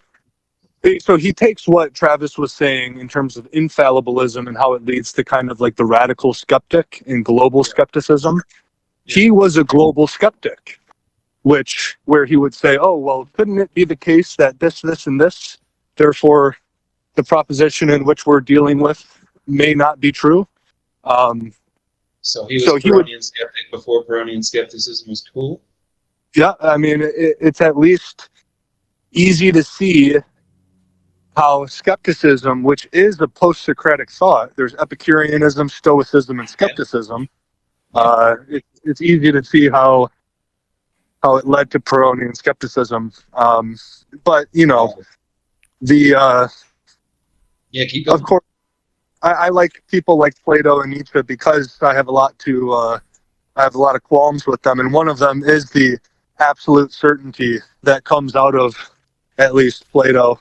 Again, we kind of came to the conclusion that the forms was more of a Platonic idea rather than Socratic.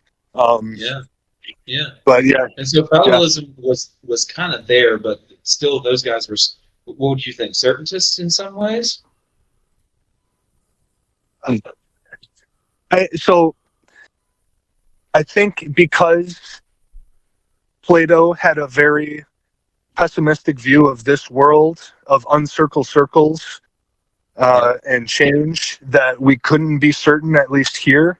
But in his absolute knowledge, or through the daimon, as Socrates would say, the inner divine voice, perhaps we could achieve certainty in that case. Gotcha. Tivas is back, by the way. Yep, thank you. Hell yeah. No, that's a great aside, and I blame Plato a little bit for inspiring the ideas of certain knowledge. But maybe, but yeah, no, I agree. Yeah. Do we thank Plato for Christianity? Probably. Jesus. Okay. So now I wasn't going to do this section because it does move more into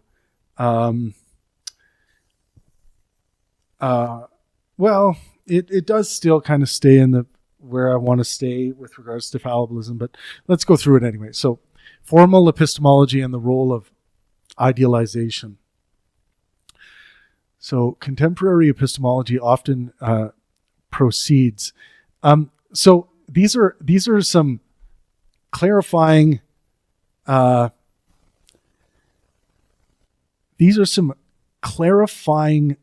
Clarifying some objections to fallibilism and a few other things, but we'll just get into it. So formal epistemology and the role of idealization. Contemporary epistemology often proceeds through formal models. So Bayesian frameworks, probabilistic belief updating, decision rhetoric representations, and ideal agent abstractions are widely used to clarify rational structure. These tools have undeniable value. They allow epistemologists to isolate variables, test coherence constraints, and explore the implications of different updating rules under controlled assumptions.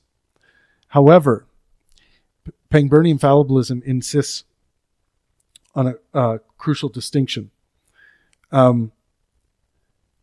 Formal adequacy does not entail normative sufficiency. Formal adequacy does not entail normative sufficiency. So formal epistemology typically operates by idealization. Agents are modeled as having precise credences, unlimited computational capacity, perfect access to conditional probabilities, and frictionless updating mechanisms. These assumptions are not mistakes, they are deliberate simplifications. The problem arises only when idealized norms are reintroduced as unqualified prescriptions for real agents. So this is getting into the issue before I was talking about, where when we prescribe unrealistic epistemic goals, what have you, to realistic agents. Why are we doing that? We did it with the certainty issue. Why are we not able to notice that this is, well, that this is not what we are? A big part of that is ignorance. Had a lot of people, like, I heard Perry talking about the global skepticism of Socrates, and we actually do address Socrates in the history section here, but what was I talking about? Lost my spot. Feasibility of norms and how, like, an ought implies that it's feasible. Otherwise, what are we doing? Oh, yeah. What I was getting into is ignorance. So had Socrates understood that,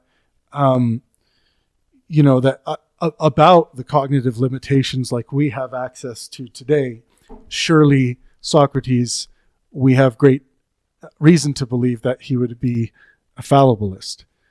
He wouldn't simply sit in some no man's land of radical skepticism with regards to epistemology. He would want to play the game, surely. But he wouldn't want to play the game by unrealistic standards, in that standards that we can't demonstrably achieve.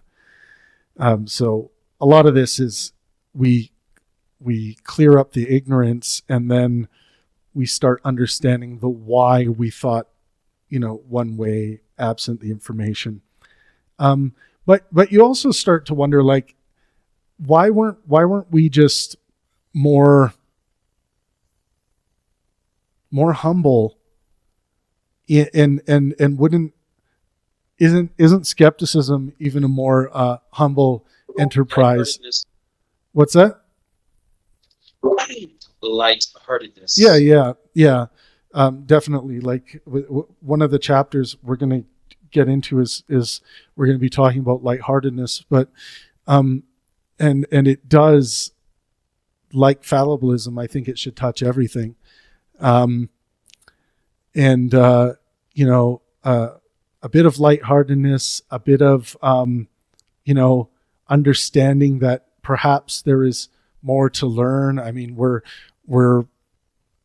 not really we don't really have empiricism until Aristotle comes along, so some of it's understandable, but other parts of it is like some people were able to take the skeptic route and say, well, I'm not going to play by that standard because logically it just doesn't make sense. We at least had that. Some people gravitated towards this idea of certainty as a standard, as an epistemological standard, and it just and they believed they had it, despite the logical objections of others showing,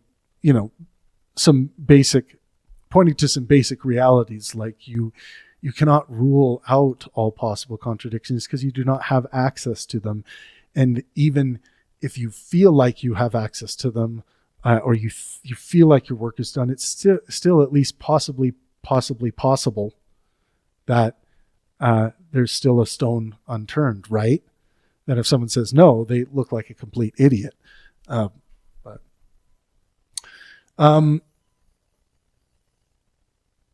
So again, fallibilism does not reject formal epistemology. We already talked about that. It constrains its scope. Any formal model of rational belief must satisfy at least three conditions to be epistemically legitimate for finite agents.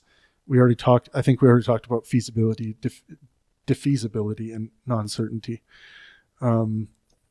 Oh yeah, we talked a lot about that. That was one of my main points, because that is the mechanism, the engine behind why fallibilism was formalized in the late 1800s by that whole Pierce, Dewey, Mill crew. Right. And I would say the rejection of certainty was already there by the skeptics. Oh yeah, I mean, if you want to know what it came from, it's like, Newtonian certainty collapsed, non-Euclidean geometry, stuff like that, and then foundationalism failed on all kinds of accounts in philosophy. Just justification, first causes, unjustified first justifications. The indubitable starting point, as Descartes would say. Right. It was just failing in philosophy, and because philosophy had become so complex. So basically, the philosophical world looked at science and was like, okay, science keeps working even though they keep replacing theories. Like they moved from that luminiferous ether theory about light to actual relativity and stuff. So, and then Gettier, of course, came and destroyed a lot of it too in the 60s. But basically, the Pierce, James Dewey, all those guys just realized that error is not a bug in inquiry. It's the engine, right? Yeah. So yeah. Awesome. Yeah, and that actually leads in great to this next section. So the endless amount of boundary cases that I deal with. So boundary cases are these cases that people bring to me, or I've read about, that people think fallibilism cannot touch. And these I think are the most controversial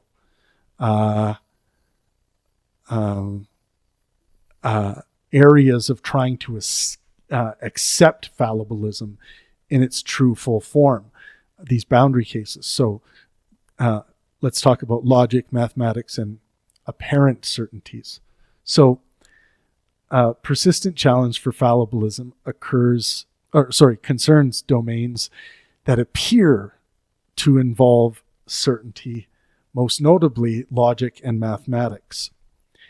If any beliefs are certain, critics argue, then the Pangburn maxim is either false or overstated.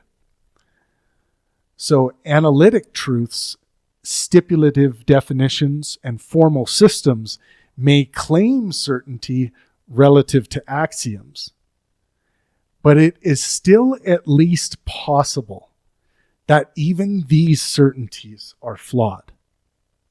This is the maxim.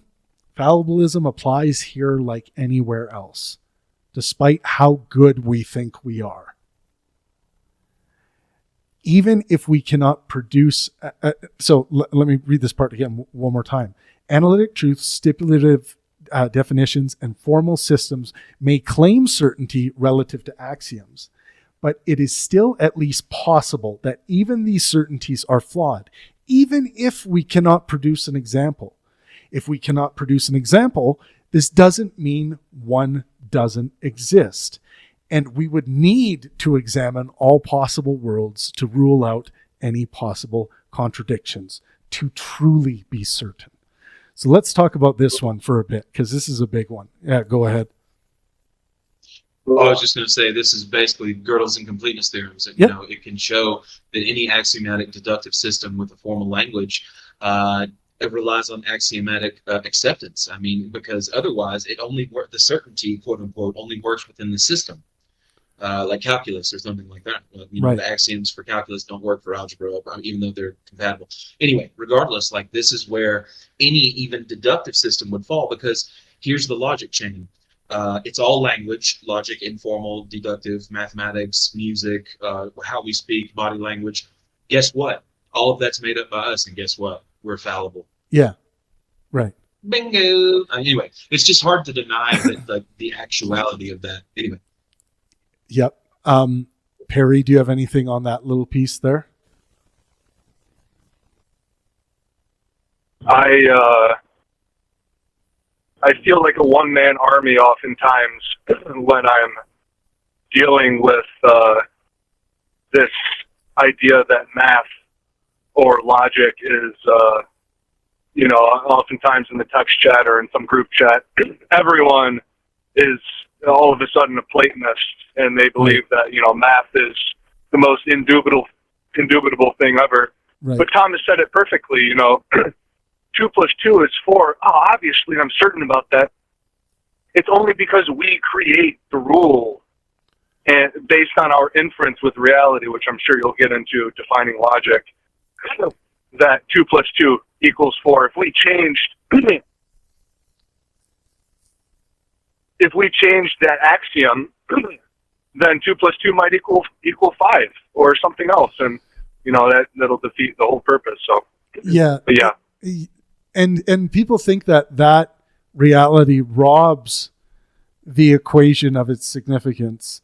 And again, going back to Perry, remember when you mentioned how people think that this is somehow this death to certainty is a degradation in the epistemological game, much like in this case, where just pointing out the reality of how we axiomatically come to even write and build equations and mathematical theory and things like that, and how it's fallible, all of it,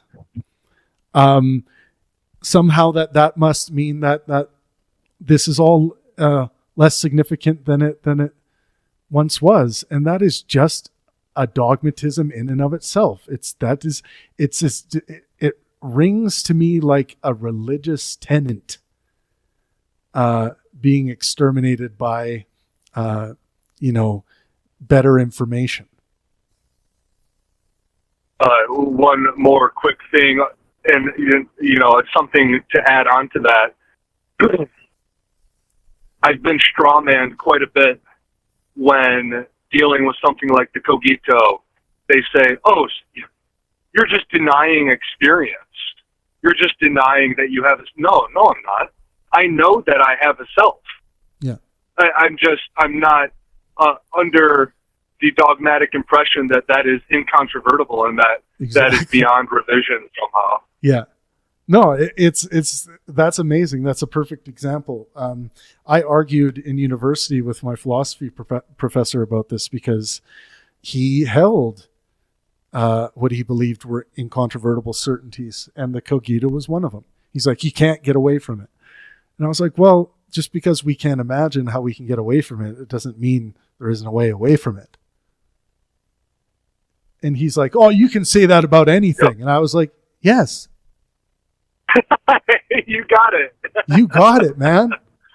And he's like, no, this is like a reductionist. And he tried to like walk away from it, but I think he was kind of embarrassed. And he was embarrassed because he wasn't prepared with the right responses based on his purposes, what he thinks is good epistemology on the spot. But I do think that religion runs deep. That certainty religion runs deep into academia, into philosophers I hear speak today. They're still part of the certainty religion. But this is what I hope this chapter works to defend against and ultimately go to war with, is this, this certainty religion. That's why the maxim certainty is almost certainly unattainable is written as it is. Okay, one more quick thing on embarrassment and humility. What do you think of the Dunning-Kruger graph? Do you think that that's too low resolution? Is that a fact that's accepted by clinical psychology or neuroscience? Or what is the another good question? Is fallibilism fallible? Yes, it is. What is the Dunning-Kruger? What did you say? Chart? Yeah. So the Dunning-Kruger phenomenon is. Oh, I know the Dunning-Kruger phenomenon. I thought you said there was like a chart or something. Yep. There's a graph. Oh, graph. Where. So, you know, you have the X and the Y, and one's confidence and the other is competence. Okay. And the less competent you are, but the more confident you are, and I think of certainty when I hear that. You know, you're at the peak of Mount Stupid is what it's called. I'm looking at it right now. But you need to be, you need humility, and then you go down the valley of despair, and you start learning and becoming more competent, and you get humbled, and your confidence goes away. And at some point, assuming once you finally create a sound epistemology, you go back up the graph, up the slope of enlightenment, and you end up at this plateau of sustainability. But it makes me think of, you know, how people they get embarrassed because they don't have humility and they're arrogant. The funniest part of this, Perry, the one thing you left out is that at the bottom, like when you reach the plateau of sustainability, it then says guru. Yeah. It should have a picture of Deepak Chopra there. You've reached the plateau of sustainability. Say that. I was going to say Deepak Chopra. Fuck. I love it. Yeah. No, you turn into Deepak Chopra at the end of it, and you start floating and levitating. That's amazing. I think it's great. Okay, let's finish this section. So just to finish, even in mathematics and logic, human access to certainty is mediated by fallible processes. Proof verification, informal reasoning, memory, and symbol manipulation are all subject to error. The existence of a claimed certainty within a formal system does not entail certainty in an agent's grasp of that system. So again, the existence of a claimed certainty within a formal system does not even entail that certainty in an agent's grasp of that system. So therefore, Pangburnian fallibilism draws a sharp boundary. Logical and mathematical certainty might claimed logical and mathematical certainty might exist at a level of abstract systems. But the possibility of error would still need to be ruled out, which is seemingly impossible. So let me read that all again. Claimed logical and mathematical certainty might exist at the level of abstract systems, but the possibility of error would still need to be ruled out, which is seemingly impossible. Okay.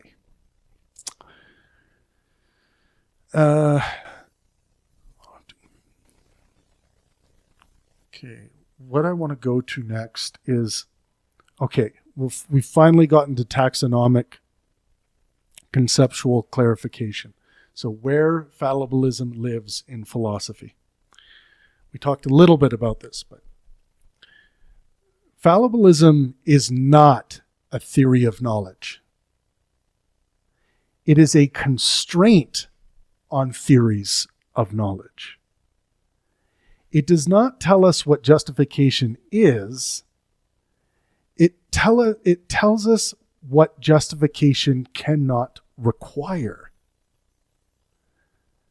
So again, fallibilism is not a theory of knowledge. It is a constraint on theories of knowledge. It does not tell us what justification is. It tells us what justification cannot require. This distinction matters. Fallibilism does not compete with reliabilism, evidentialism, virtue epistemology, contextualism, or pragmatic approaches. It constrains them. All of them. Any epistemological theory that covertly reintroduces certainty or indefeasibility justification violates fallibilism and collapses into incoherence. Why does it collapse into incoherence? Because it's referencing things that we haven't demonstrated to exist. Fallibilism is therefore not a compromise between global skepticism and infallibilism. It is a rejection of the premise that fuels both. We already kind of talked to that, but one more time. Fallibilism is therefore not a compromise between global skepticism and infallibilism. It is a rejection of the premise that fuels both, the premise that it was born out of. Global skepticism arises when certainty is demanded, and found wanting, fallibilism removes the demand. That's another interesting observation I've made too, is that global skepticism arises when certainty is demanded, and found wanting. There's no demonstration of the certainty. We're still found wanting here. Fallibilism moves the demand. Oh, there is no demand because we don't have to play the certainty game. In Pangburn philosophy, fallibilism functions as epistemic architecture. It sets tolerances for error, rules for revision, and norms for discourse. Other epistemic virtues operate within this structure. Without fallibilism, virtues collapse into performance, dogma, or domination. And I truly believe this, that I think many people will inevitably be fallibilistic because they are, so long as they're not deluded into thinking that they're infallible in any way. But I would say when fallibilism goes away, it gives high risk to virtues collapsing into things like dogmatisms, which are you hope that whatever dogmatism a person's holding or a society is holding isn't as dangerous as the Jews are the problem, exterminate the Jews. You hope that that's not the dogmatism of the day, but unfortunately sometimes it is. I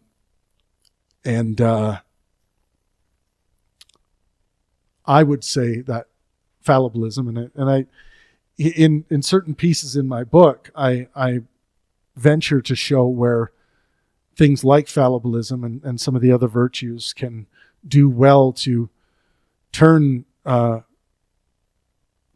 back time and help steer atrocities in a more productive, by a human well-being standard, direction. So a little bit of but I don't quite know how I'm going to incorporate that yet in the book. Still something I'm working on. Some object that this makes fallibilism too thin to matter. If fallibilism doesn't matter because it's just obvious, it's everyone acts because they are, and it's just not held as a virtue in almost all cases. Some object that this makes fallibilism too thin to matter, but this misunderstands the role of constraints. Here's the thing: logical consistency is not a theory, yet it governs all reasoning. Okay, so let's go back to what we said earlier. Fallibilism is not a theory of knowledge. That makes some people believe that, it's not. It doesn't have enough practical use. It's not even a theory of knowledge. Logical consistency is not even a theory of reasoning, but it governs all reason. Methodological naturalism is not a scientific theory, yet it structures scientific inquiry. Fallibilism plays the same role in epistemology. Its power lies in what it forbids. So it should be looked at through the lens of epistemology as this, remember you are forbidden to go there because it doesn't make logical sense. That's really all it's there for. But you can see how taxonomically it separates it, puts it in a different perspective than any kind of knowledge theory. Like evidentialism and reliabilism and virtue epistemology, like those things we outlined. It's outside that. It's a maintenance for that. Yeah. Any thoughts on taxonomic conceptual clarification of fallibilism, guys?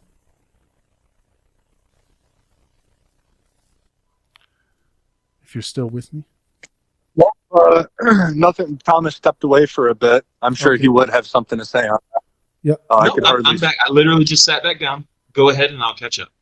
I could hardly spell taxonomy but I agree that, fallibilism as a standard are their guardrails. The guardrails is not the standard. You Right. shouldn't be going around with the goal of I don't even know how that would be, like trying to be able to be wrong. It's more of a meta sort of thing, a guardrail, a consideration during your epistemic endeavors. Yes, and this taxonomic clarification is for when someone's like, "Oh, I'm a fallibilist," and then the response from a philosopher might be, "Oh, yeah, okay, well, I'm a pragmatist." That's an error. That's a taxonomic error they are making in that response. That's not a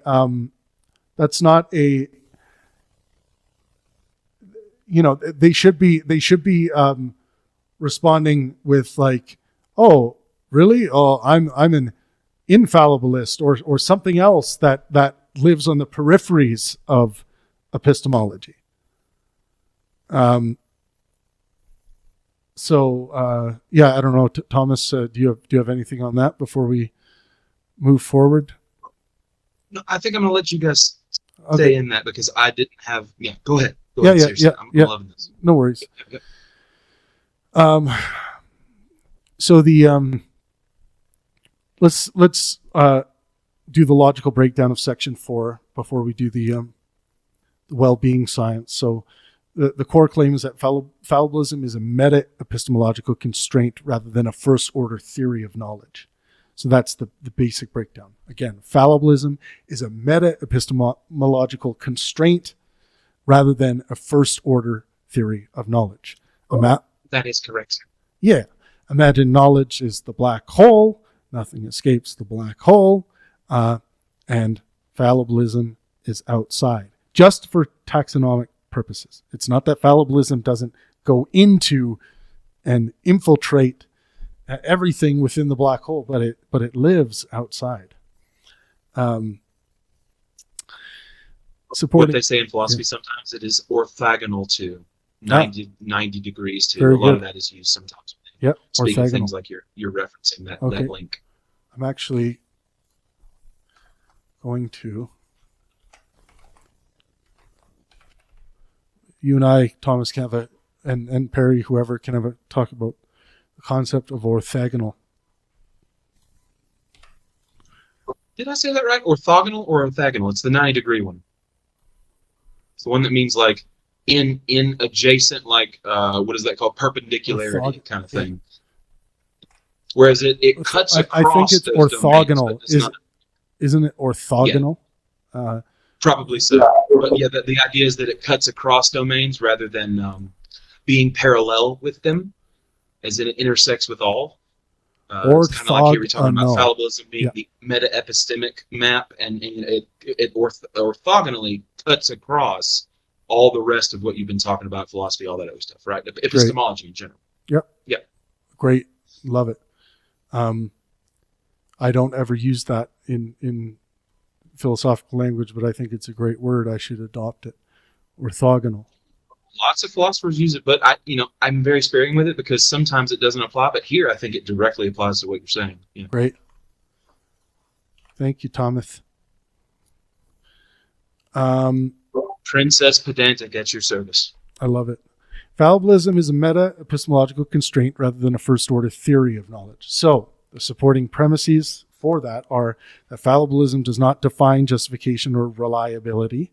It rules out infallibility as a requirement for knowledge. Constraints operate at a higher categorical level than theories. Skepticism and infallibilism depend on a misplaced certainty demand. And quickly on the mental health impacts of what we just outlined. Treating fallibilism as a constraint rather than an identity-laden theory reduces epistemic polarization and black and white thinking, supporting cognitive flexibility and reducing stress associated with ideological conflict. So this is actually really important to point out for many reasons. But so long as people understand fallibilism to be a constraint, let's say you're promoting or trying to sell fallibilism to a religious person, and they don't want to feel that you are trying to introduce them to an idea, let's say, and let's say this is a pretty convicted religious person. You can show them taxonomically where fallibilism sits, and their epistemological standards are allowed to stay the same, so long as they remain fallible. Now, that is a sneaky move by the fallibilist, because as soon as I get that little fallibilism bug in there, it starts doing its work epistemologically. But you can see, I see that it makes it, if you understand the actual taxonomical reality of this, of where fallibilism does sit in relation to epistemology, I think it's a much easier sell to people who might be holding on to dogmatisms within their epistemological framework. You can say it sits out here and performs maintenance. Doesn't mean your internal structures of epistemology get away with being, claiming infallibility. And then you can also show people how, you probably already have fallibilism sitting out there with most things. You're pretty good at if something major happens in your life, waiting for more information until you start telling other people about it. Like, let's say you hear from someone that a family member has died, or someone says, I think there was a car accident, I think a family member has died. You're probably going to wait for more information before you start spreading that around. So that, this is branches of fallibilism at work. And we will talk about the my three subcategories of fallibilism here soon. So that was good. Physical health impacts. Constraint-based reasoning improves uptake of corrective information in health contexts. So yeah, once we start getting into like how important fallibilism is when trying to get the proper health information, for example, or even being able to go feeling empowered or correct and going to the right places to get correct health information. Very important. Social health impacts. Shared meta constraints allow pluralism without fragmentation. Research on social capital indicates that cooperative norms and trust predict better health outcomes at the population level. So one more time, research on social capital indicates that cooperative norms and trust predict better health outcomes at the population level. And this comes from Asan and De Silva from 2019 paper on societal capital and common mental disorder, a systematic review. This was published in the Journal of Epidemiology and Community Health. And we already went through the logical breakdown there. Okay, let's do a little bit of history, unless Thomas or Perry had anything to add before we get going there. Not at this specific point, Okay. And the history sounds great. Let's get into that. Awesome. Fallibilism did not begin as a formal doctrine. It emerged as a posture towards inquiry, long before it was given explicit philosophical articulation. The clearest early expression of this posture appears in Socratic practice. Socrates did not present himself as a skeptic who denied knowledge, nor as a dogmatist who claimed certainty. He treated claims to knowledge as invitations to testing. His profession of ignorance was not a retreat from inquiry, but a rejection of false epistemic finality. What mattered was not the display of confidence, but responsiveness to reasons. Ancient skepticism enters the picture as both a warning and a misstep. The skeptics correctly identified the fragility of claims to certainty. They exposed how easily justificatory chains terminate in unsupported assumptions. However, many skeptical traditions drew the wrong lesson, which we've mentioned a few times already. Instead of rejecting the demand for certainty, they accepted it and concluded that knowledge must therefore be suspended. Fallibilism preserves the skeptical insight without the skeptical conclusion. It denies that knowledge requires what skepticism demands. In doing so, it restores inquiry without pretending to certainty. So again, fallibilism preserves the skeptical insight without the skeptical conclusion. It denies that knowledge requires what skepticism demands. In doing so, it restores inquiry without pretending to certainty. The objection that this projects contemporary ideas onto ancient figures misunderstands the claim. The point is not doctrinal identity, but structural continuity. What matters is the posture toward belief, not the vocabulary used to describe it.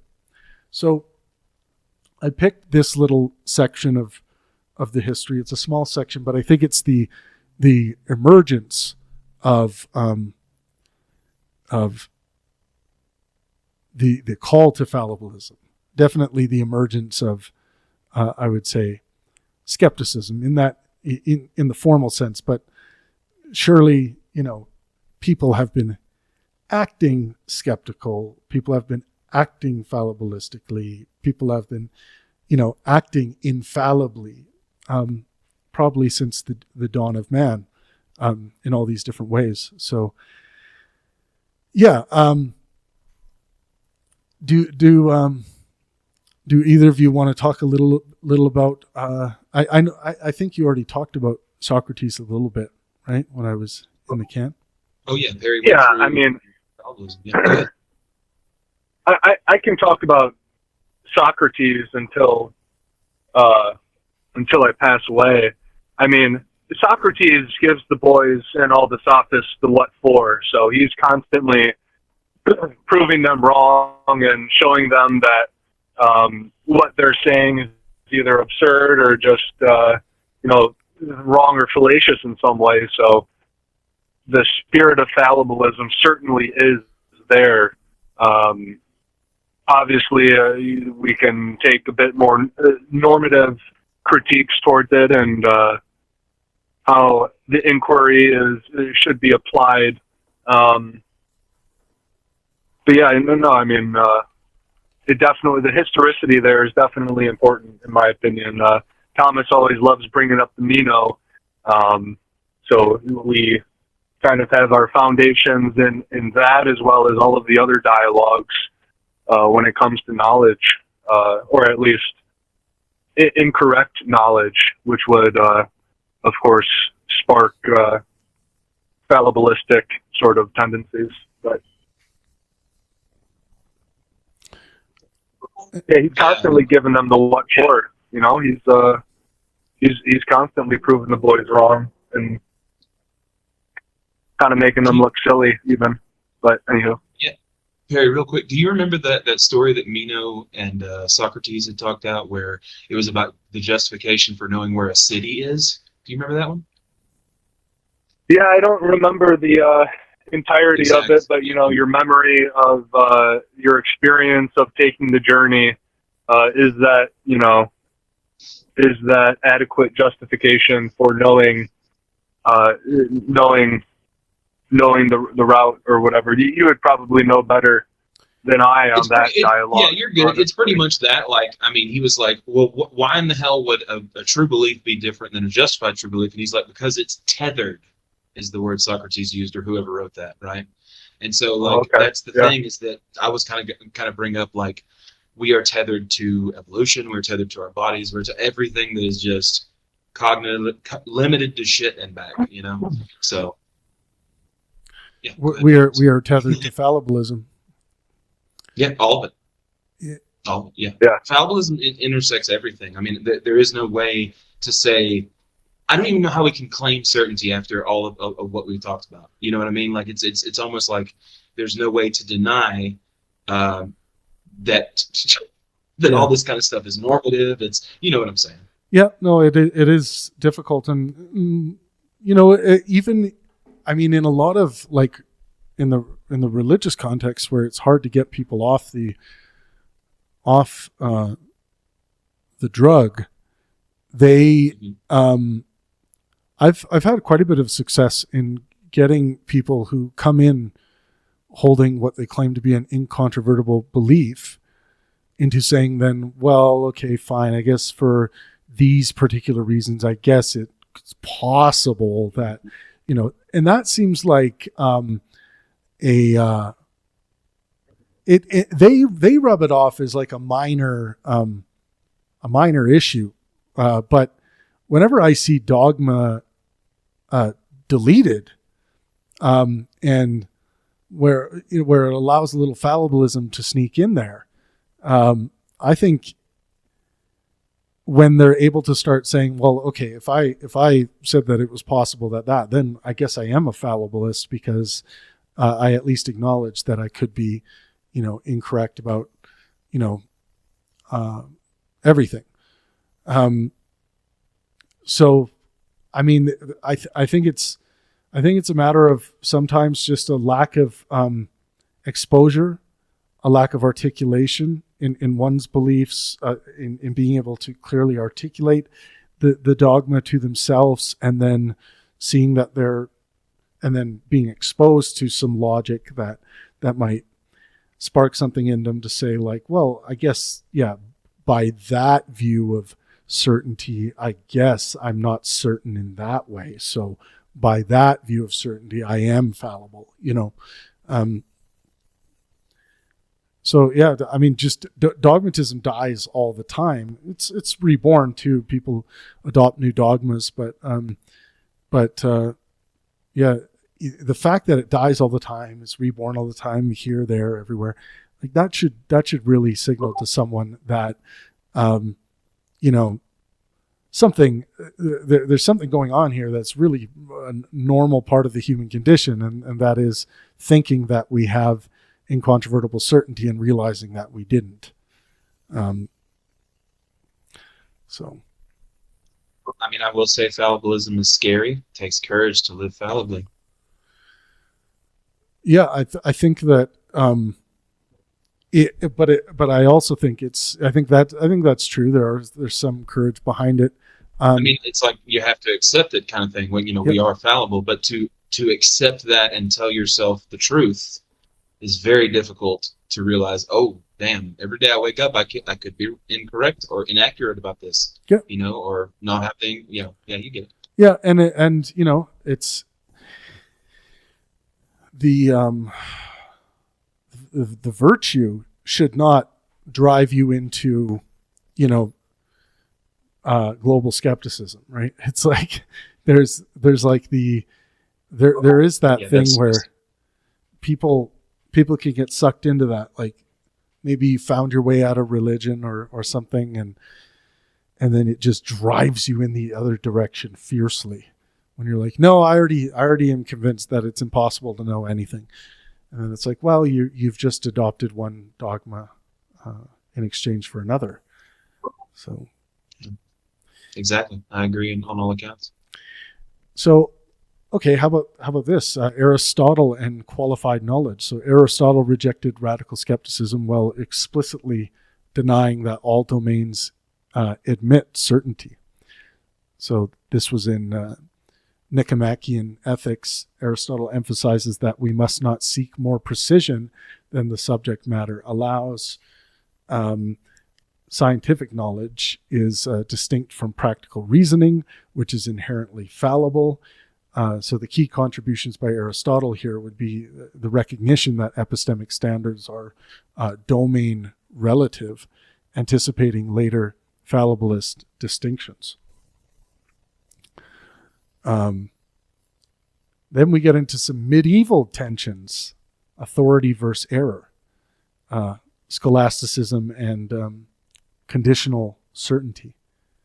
Medieval philosophy leaned towards infallibilism, particularly within theological contexts. Thinkers such as Thomas Aquinas upheld certainty in divine knowledge while allowing human reasoning to err.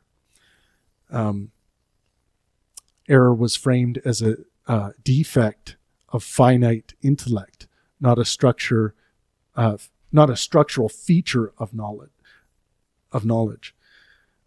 So the limitation in this is that fallibility was acknowledged psychologically, but not integrated epistemologically. It's kind of interesting. Early modern philosophy, the crisis of certainty. We've mentioned Cartesian infallibilism a little bit and its backlash. René Descartes represents the high point of epistemic infallibilism. Knowledge is defined as belief immune to doubt. By René Descartes, the method of radical doubt treats fallibility as something to be eliminated, not managed. The historical significance, Descartes sets the standard that later fallibilists explicitly reject. Empiricism and probabilistic knowledge. So we keep moving down the dials of time. British empiricists undermine infallibilism from another direction. John Locke disguises certainty from probability, locating most human knowledge in the latter. David Hume shows that induction lacks deductive certainty, yet remains unavoidable. Hume was one of the best. Knowledge does not require certainty to be rational or functional. This was a concept born out of John Locke and David Hume. Again, knowledge does not require certainty to be rational or functional.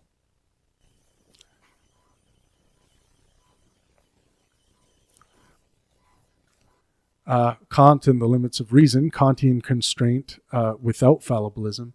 Immanuel Kant rejects metaphysical certainty, but preserves synthetic a priori knowledge. Human cognition is structured and limited. He says, error arises not merely from carelessness, but from the conditions of cognition itself. So there's a tension here. Kant recognizes limits, but still seeks necessary knowledge within them, stopping short of full fallibilism. Let's move to, we got to go here. Pragmatism and the birth of explicit fallibilism. Charles Sanders Peirce. The first explicit and systematic defense of fallibilism appears with Peirce. All beliefs are in principle revisable. Number one. Number two, inquiry aims not at certainty, but at convergence through communal correction. Number three, doubt is not pathological, it is epistemically productive. So Peirce was absolutely correct, in my opinion, when it came to fallibilism. No belief is beyond possible revision, is the canonical formulation from him. No belief is beyond possible revision. That, by the way, is defeasibility. Right, yeah. William James, Don Don's guy, and John Dewey. William James emphasizes practical consequences and risk in belief. William James, the pragmatist, right, Thomas? I believe. Yes, William James was one. He was the first American psychologist and had the first American psychology course. He was also a man of faith. And he was also one of the people who talked about ineffability, the inability for language to handle certain things that we don't know. That's why he was a fallibilist, a lot of it.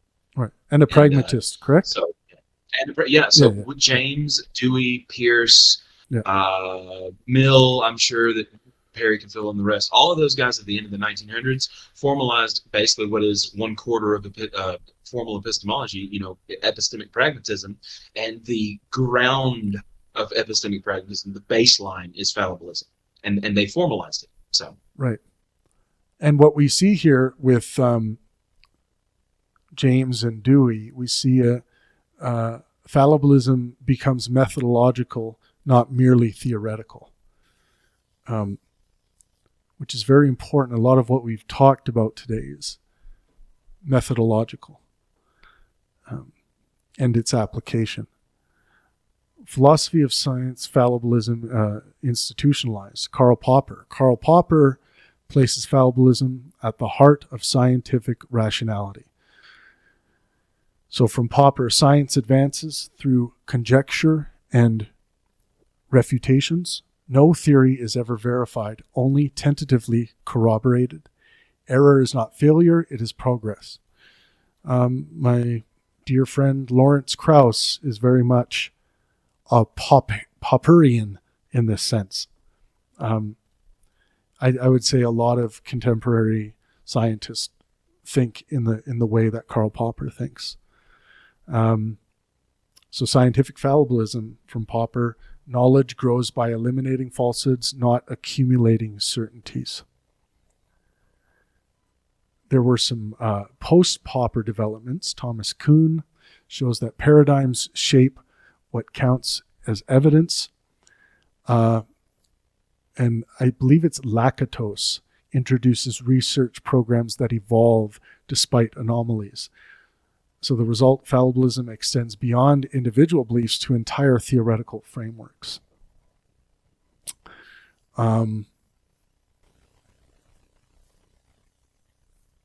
We'll finish off my list here. Contemporaries in analytic epistemology, fallibilism versus infallibilism. Modern epistemology formalizes the debate. Alvin Goldman and Hilary Putnam defend knowledge without certainty. Knowledge is compatible with defeasible justification. Error possibilities do not undermine knowledge claims unless relevant. Standard contemporary definition: a subject can know a proposition even though their justification does not guarantee truth. So we notice that in one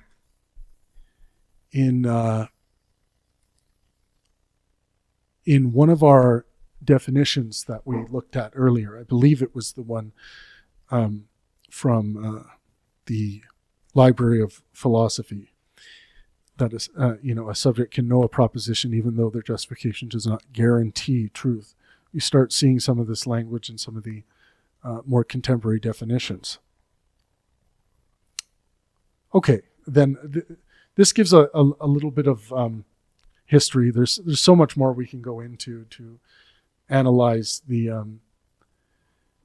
history, but I think what's important is we start seeing the formation of fallibilism, how it came to be, how it arose. Thing about these high order, high resolution concepts in philosophy, there's always a reason why they needed to be abstracted from a observable phenomena. And in the book, I like to talk about the observable phenomena of Socrates, and kind of that void left by simply skeptically inquiring or using skepticism to find to find logical errors in infallibilism, and where that leaves you. Well, it leaves us in this place where we need to figure out how we can still do this, and how we can still do this is just deny that certainty is required for knowledge. And that seems like a simple thing, but it's a big deal. It's a big thing.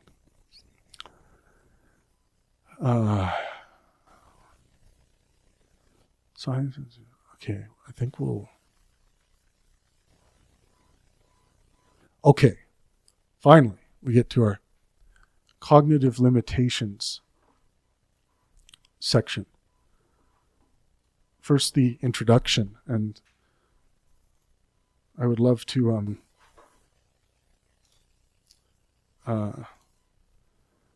get Thomas and Perry to talk on these cognitive limitations if they're interested. But let's look at cognitive reality and the myth of the rational agent. The empirical study of human cognition delivers a decisive blow to infallibilist epistemology. Human perceptual systems are predictive and inferential. They trade accuracy for efficiency.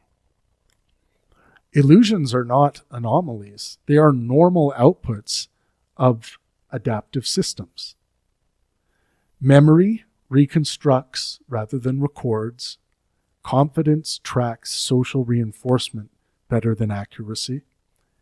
Intelligence often implies motivated reasoning rather than correcting it. These findings do not undermine knowledge. They undermine certainty. Appealing to cognitive science does not derive norms from facts. It constrains norms by feasibility. Norms that cannot be followed by beings like us are not norms worth defending. So again, we get back to this issue of what does cognitive science, what does the cognitive reality tell us about what kind of beings we are and what we can do and what we can't do? If we have this epistemic norm that cannot be achieved or cannot be followed because it's not within the purview of our cognitive reality, these are not norms worth defending. So certainty ought not be defended epistemically. So that's a little introduction. Thomas, what do you have to say, or Perry, about more on the cognitive limitations? Lord have mercy, I could go for hours. Perry, real quick, go ahead.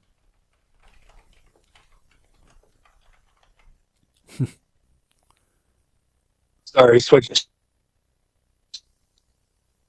There's you can hear me. Yeah, I can There hear we go. There's 1,000,003 cognitive limitations. I alluded to a few of them, as Thomas did with apophenia, our evolutionary basis to reality.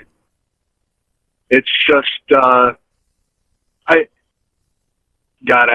hate to resort to the common sense thing, but common sense tells me, and my phronesis tells me, that because of all of these cognitive limitations, it is not feasible to even consider certainty and whatnot. But I'm looping on that point. But No, those are wise words. Yeah.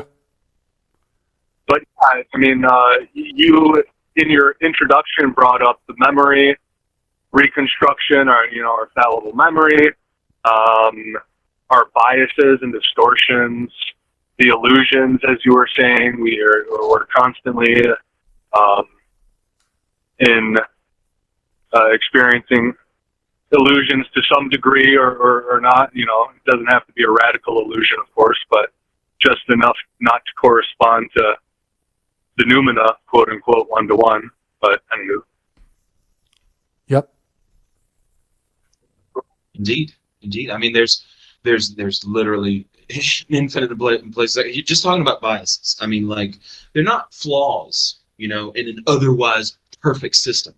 They're adaptive shortcuts. They're heuristics, And so biases evolved with us through evolution to maximize our survival. There's nothing written in there about like 1-to-1 truth or any of that kind of stuff going on. So we have probably over 100 biases, but the main ones are going to be some of the ones we've already brought up, like 20 of them.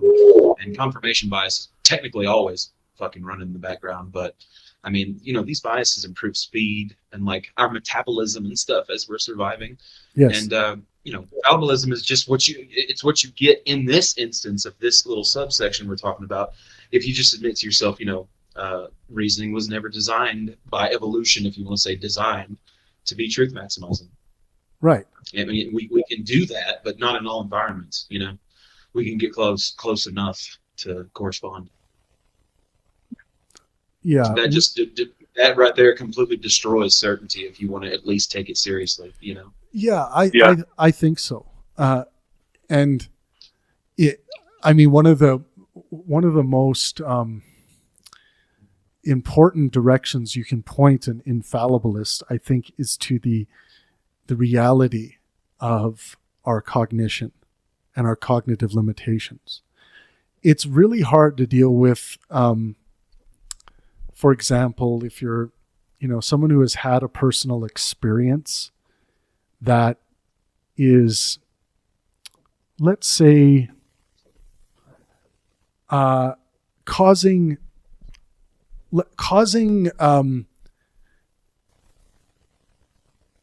a detriment to their social well-being. And it's an experience that almost certainly didn't occur in the way they believe. So let's say it's someone, let's say a family member is convinced that they've been abducted by aliens and tested on, and it's causing them to lose friendships, relationships, and things like that.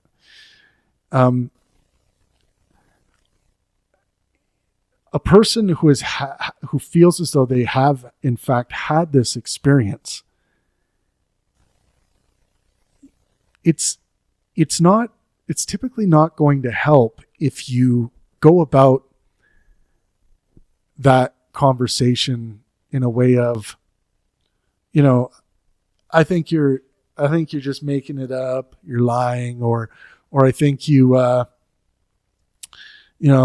I think you were just smoking some wacky tobacco or whatever. You go about it in this way. I don't think it's going to help them too much. But something you could do, and I think this applies to so many different situations, is that,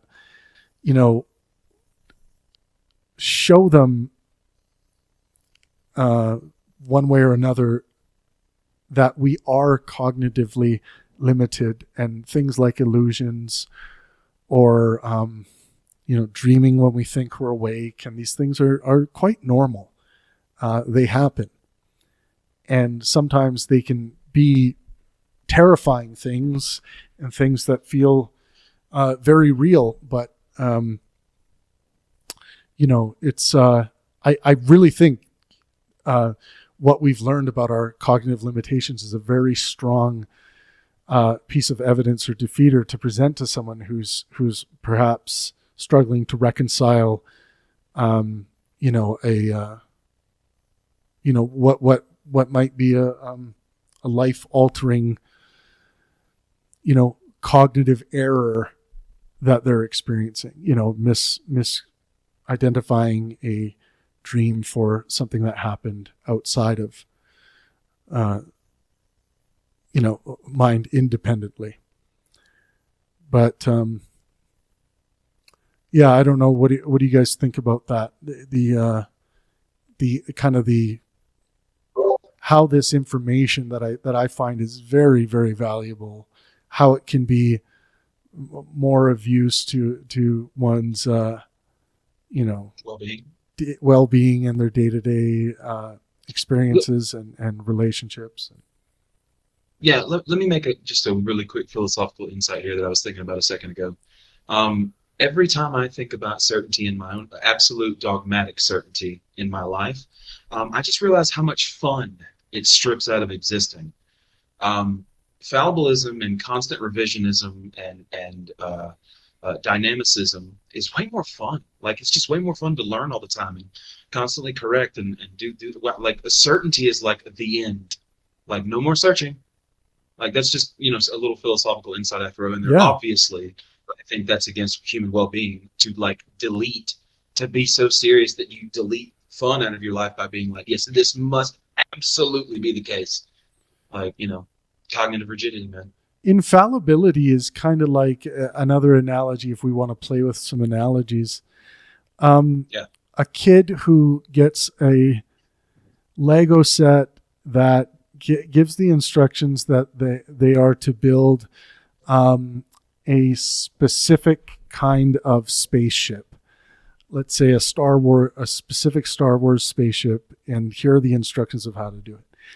The kid builds the spaceship, and they think that they are done, and that the experience is over. The potential landscape of discovery and adventure is done here because I built the thing like it told me to. When really, I think fallibilism is saying that, you're not done. This thing can be, this thing is open to revision. I think there's some kind of analogy there. I'm imagining, if you were trying to teach fallibilism in a way that's coherent, what is the Lego? What is the instructions? What is the, infallibilism represents the finality of the project, but the project, that finality, never needed to be there. No. That is. Yeah, we can. Go ahead. We can bring up this word conclusivity again. Yes. When one feels that they are conclusive in their endeavors, and they're, extremely confident about it. This is why I brought up the Dunning-Kruger thing earlier. It limits the potential for imagination and growth intellectually. I think the Legos one is a good example. So instead of it's concluded, we should say to be continued, because nothing is beyond is beyond revision. Nothing is conclusive. Right. It's just you look around and you see why do people seek this absolute certainty, theism, whatever it may be. It's fear. It's fear, and that is the main driver of the entire human obsession with seeking something that we don't even know what the hell it is. We have a word for it, but it doesn't make any sense. And so you just like, why? Well, it's fear. Like being fallible, revising, realizing you're going to make mistakes constantly, and in the entire world, the entire scientific community and philosophical community are going to make mistakes, and we're going to get improve in some ways and maybe stagnate or fall back in other ways. But the whole idea is to model that evolution, how we actually exist, which is, improvement at survival and thriving, which would tie directly into well-being. It's all connected. So what do you think about that? Yeah. The main driver is sex, according to Schopenhauer. So you're wrong. It's not fear. I want to be certain because I'm super horny, and my horniness leads me to dogmatic certainty. Well, I think we can, without getting too specific, we can all agree that it would be desire that does drive us, desire for what, whatever, sex being one very popular one. Yeah, the certainty kind of cuts across all that one as well. Certain about getting sex, certain about the ways to get sex. I mean, you could just go down infinite lanes. One cognitive limitation that I want to point out that I feel like isn't mentioned enough is that fast thinking dominates slow thinking. Yes. And I would also, in a moment, don't forget this implicit and explicit reasoning and thinking fast and thinking slow, system 1 and system 2. Yes. So most of our judgments are automatic and what I would call emotional knee-jerk judgments. Careful reasoning takes time. It's very slow compared to the former. So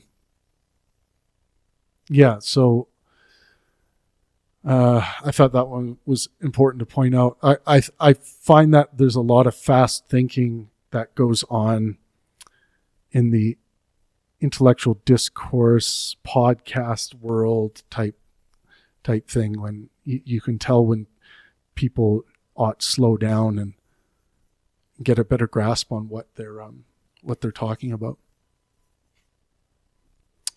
Throw some fallibilism and lightheartedness all up in that beat. Yeah, for sure. Well, I've learned to love repeating myself, and I think it comes from this fast thinking.